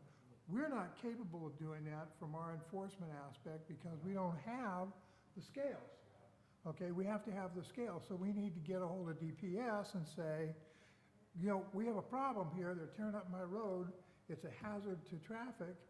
We need somebody in there to start writing DPS citations for weight limit violations so they don't come through there, okay? Well, that weight limit is on that truck. The weight is on the truck. Oh, It's on the side. And yeah, it's already in violation of them being empty. It's in violation of what they're allowed to go on. I'm not sure, I realize the ticket will have the weight for the vehicle, because when they register it, they have to weigh Right. the empty weight of the vehicle. So clearly, if they're transporting something that's heavier than the empty weight. And so, I'm not sure if you could write a citation off the ticket weight. But if you can, then, okay, then we're in business. But Well, I mean, the weight is already on the truck. I And- realize and- that. And just them pulling that truck out empty is above the weight limit that's there for that road. Right, Right, so just pulling out, you don't have to weigh it, it's already weighed on the truck. You get a ticket for it right there. You don't have to weigh it, it's already over All right. limit. okay. Mrs. McLaughlin? Could we put axle restrictions? So the number of axles that, Absolutely. instead of weight, use the number of axles, and just an 18-wheeler has too many axles, you can't go down this road. Mr. Richardson? I would suggest that if we are going to start doing this from an enforcement side, to at least reach out to Helena, and I think it's Stigpen for the cattle trucks, and let them know what we're doing as opposed to just starting it Oh, without yeah, notice. definitely, we'd have to talk Yeah. to them. Yeah, I agree there. Okay, all right, well, that's some solutions, we can work on there. Okay, does anybody else have any more discussions on this? Yes, sir? So at this point, do we want to talk about that Hungry Hill project as part of the budget and go from the concrete to the chip seal, therefore saving some more money in the budget? Are we gonna, like we We did can the do other that. two items, vote on those? We can do that. Can we do You that? certainly could, Yeah, you or want to make a motion? we could also save this discussion for a future council meeting where we can get a little bit more into detail on the project. again, the cost of this project is well over our spending authority, so we will have to bring it back to city council for further deliberation. On this The project? choice is yours. Yes, sir. Okay, so what we're talking about then, and I'm looking at how we proceed forward with the budget, because that was our objective today. And our next meeting, I guess, is when we're actually going to approve the budget. Yes, sir. And between now and then, we can massage whatever Yes, sir. figures, is Yes, that? sir. Mhm. Yes, sir. We just don't have the time to get with our engineers in the next 2 weeks to reduce the scope of the project to make it fit into the budget. So I would just say, if y'all want this to be a priority, keep it in the budget. If you don't, strike it out. You could try to adjust downward, expecting some sort of cost savings, but I don't know what that would look like. And so I'd hate for us to, hang ourselves on that. Okay. Okay, all right, all right. Quick question. Okay, yes, sir. Just because we have this in the budget, I mean, if we are not bound to use this money in any way, shape, No, or sir. form, correct? Okay. All right. Number 7, executive session. The city council shall meet in executive session to discuss the following. Mayor, Yes. I'm sorry, I had another thing about the budget. I Oh, wanted to- I'm sorry, sorry. Yes, sir. So I saw in the police budget that 100,000 for the pulled from the asset forfeiture fund. Uh-huh. My suggestion is, because the Axon contract's in there, that's a year-to-year operating expense. To me, in my opinion, I mean, this is up to the rest of the council, I think we should pull that and put that in the general budget to better account for it, rather than continually pulling from that asset fund to fund what is a yearly operating expense Okay, is that your motion? being made. Huh. Does anybody have any comments? I guess so. Yeah. All right. Do I have a second? I don't know what he's talking about. Okay, here we go. Sorry. Hang on, Yeah. let's go to it. We're gonna go to it right quick. So this year, to optimize our revenue expenditures on the funds, we've elected to pull from the Treasury Asset Forfeiture Fund, which is a restricted fund, for that $30,000 worth of contracts for body cams and dash cams. So what Mr. Richardson, and correct me if I'm wrong, is suggesting here is that we do not pull from that fund, but instead pull from the general fund, or balance this budget more accordingly so that there are no revenue pulls for this specific item. Did I get that? Well, that would be coming out of non-taxpayer money, right? That would be from forfeiture money. But if we pull it from the general fund, that would be tax-paying money, right? Correct. Right, so we're talking about dropping money off of, stop from pulling money off of the taxpayer.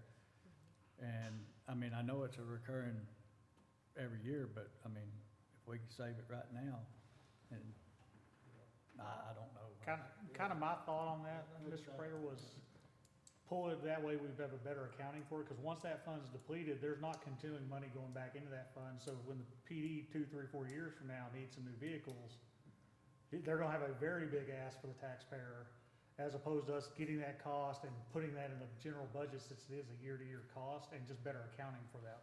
That's just my thought. It was more about the unknown this year, is what I was talking about.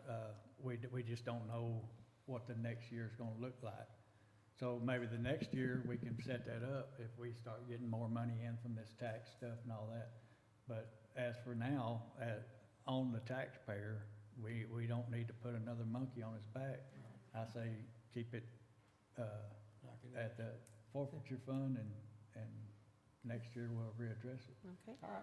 I mean, Mr. Wiggins? Sounds good to me. Yeah, I mean, I agree with Richard, but we're supposedly have some more money coming to the IRS asset forfeiture.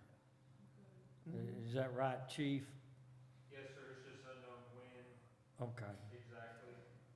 Or how much?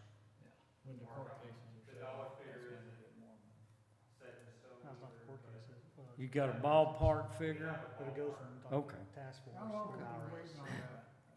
We're not continuing bringing in more money. A long time. Okay.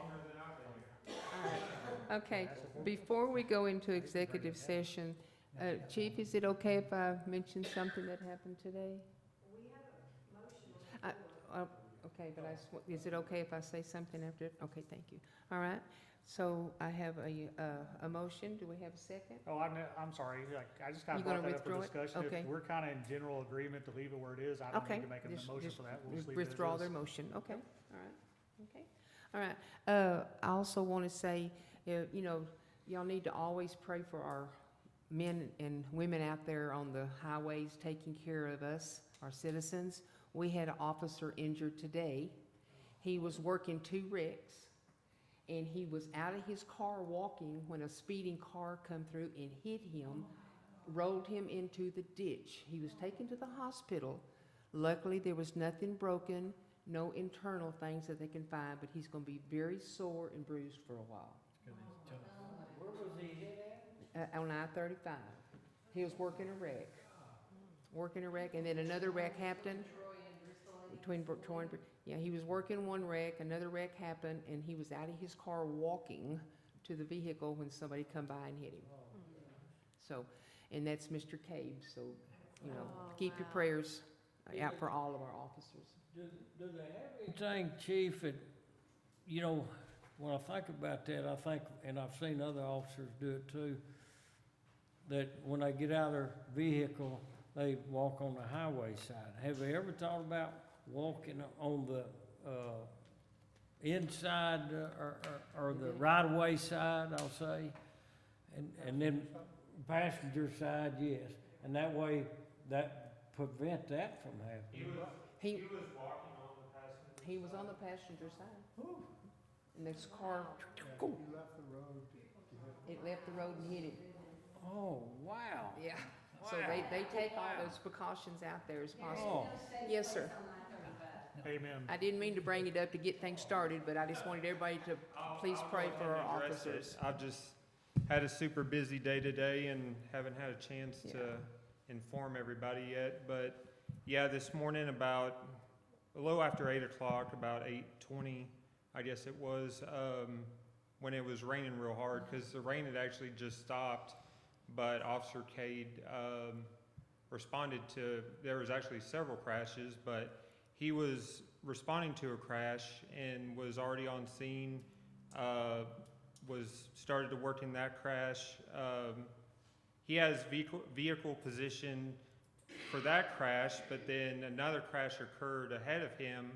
He was parked on the interstate, but this crash happened off on the frontage road, and he went to go check on them, but he was walking towards that vehicle on the right-hand shoulder of the frontage road when 2 other cars were coming through.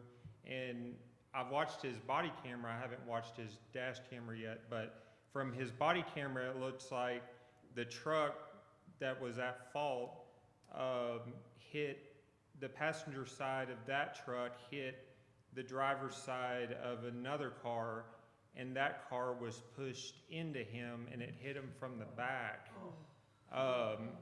But thankfully, it just knocked him down, and it knocked him down into a sitting position. And so it just knocked him down on his bottom, and luckily, it didn't seriously injure him. That's the most important thing. Yes. I was hoping it hit our car, and honestly, whenever I'd rather have it hit a car than when a I person. first heard about it, I thought our car had been hit. I didn't know he had been hit, but then I later found out it was actually the officer that got hit, not the car. That made it sound like the car got hit. I was like, I don't, But he's car home. doesn't matter. Our officer is That's right. who I'm worried about. But he's home And rested. so he got transported. He was up and walking and everything afterwards. And so I got out there. DPS worked the crash that he was injured in, and then I had to stay behind and work the crash he initially responded to. And then after we got everything cleaned up, I went to the hospital and stayed with him until they released him. But all of his tests came back fine. They did x-rays and imaging. All that came back clear. So, He's lucky. Very our lucky. Heavenly Father was definitely looking out for him. You know. Amen. So I'm so thankful that Yeah. he's Clean okay. That's the most important thing. Yeah. So, As long as he's you know, okay. he's, Home risk. so I told him to take off for the rest of, well, take off a few days, cause he's certainly gonna be sore. Oh, yes, sir. So I told him his Well, thank highway you. walking days are over. Cause I did, you know, he was out there doing his job, you know, Yes. but certainly not, I don't want him putting himself, you know, more in Into harm's danger. way than Right. what he needs to be. Yeah. Cause that, you know, he's certainly, you know, he's lucky Yeah. that he went home and walked away from that. 'Cause it Amen. Yes, he certainly is. could have gone a lot worse. Yeah. Of course, he And- had him having his body armor on too, Right. that helped with the impact, so Right. that's great. Does your So, yeah. department have a debrief so far as counseling services and stuff? We do, Yeah, Okay. they I have would that, su- yeah, yeah, in case he Encourage needs him it. to do that, because I mean, that is a very intense experience. Yeah. yes, sir. All right, thank you, Chief, and I'm sorry to have had to call you up here on that, but I just wanted everybody to know that he was doing all right. Because I know it's gonna be on Facebook and it's gonna be everywhere, so I just Yeah. wanted you to explain it too. Right. Thank you so much.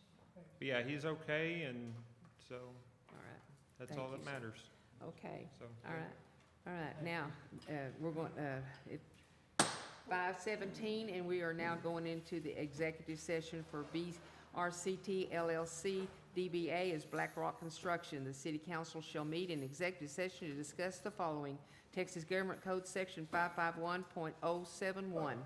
All right? Turn off the mic.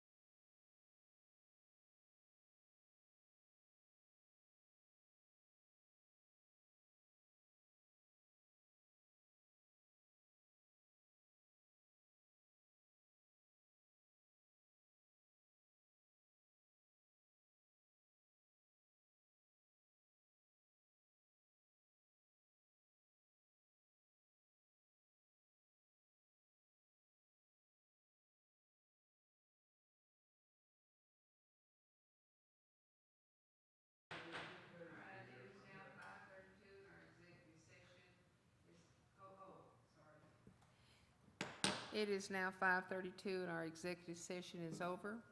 And it's 5:32 and our regular council meeting is now open. Okay. Mr. Wiggins? Yes, ma'am. I'd like to make a motion that we approve the construction settlement agreement between the city of Bruceville-Eddy and Black Rock Construction. Okay. You second it? All in favor?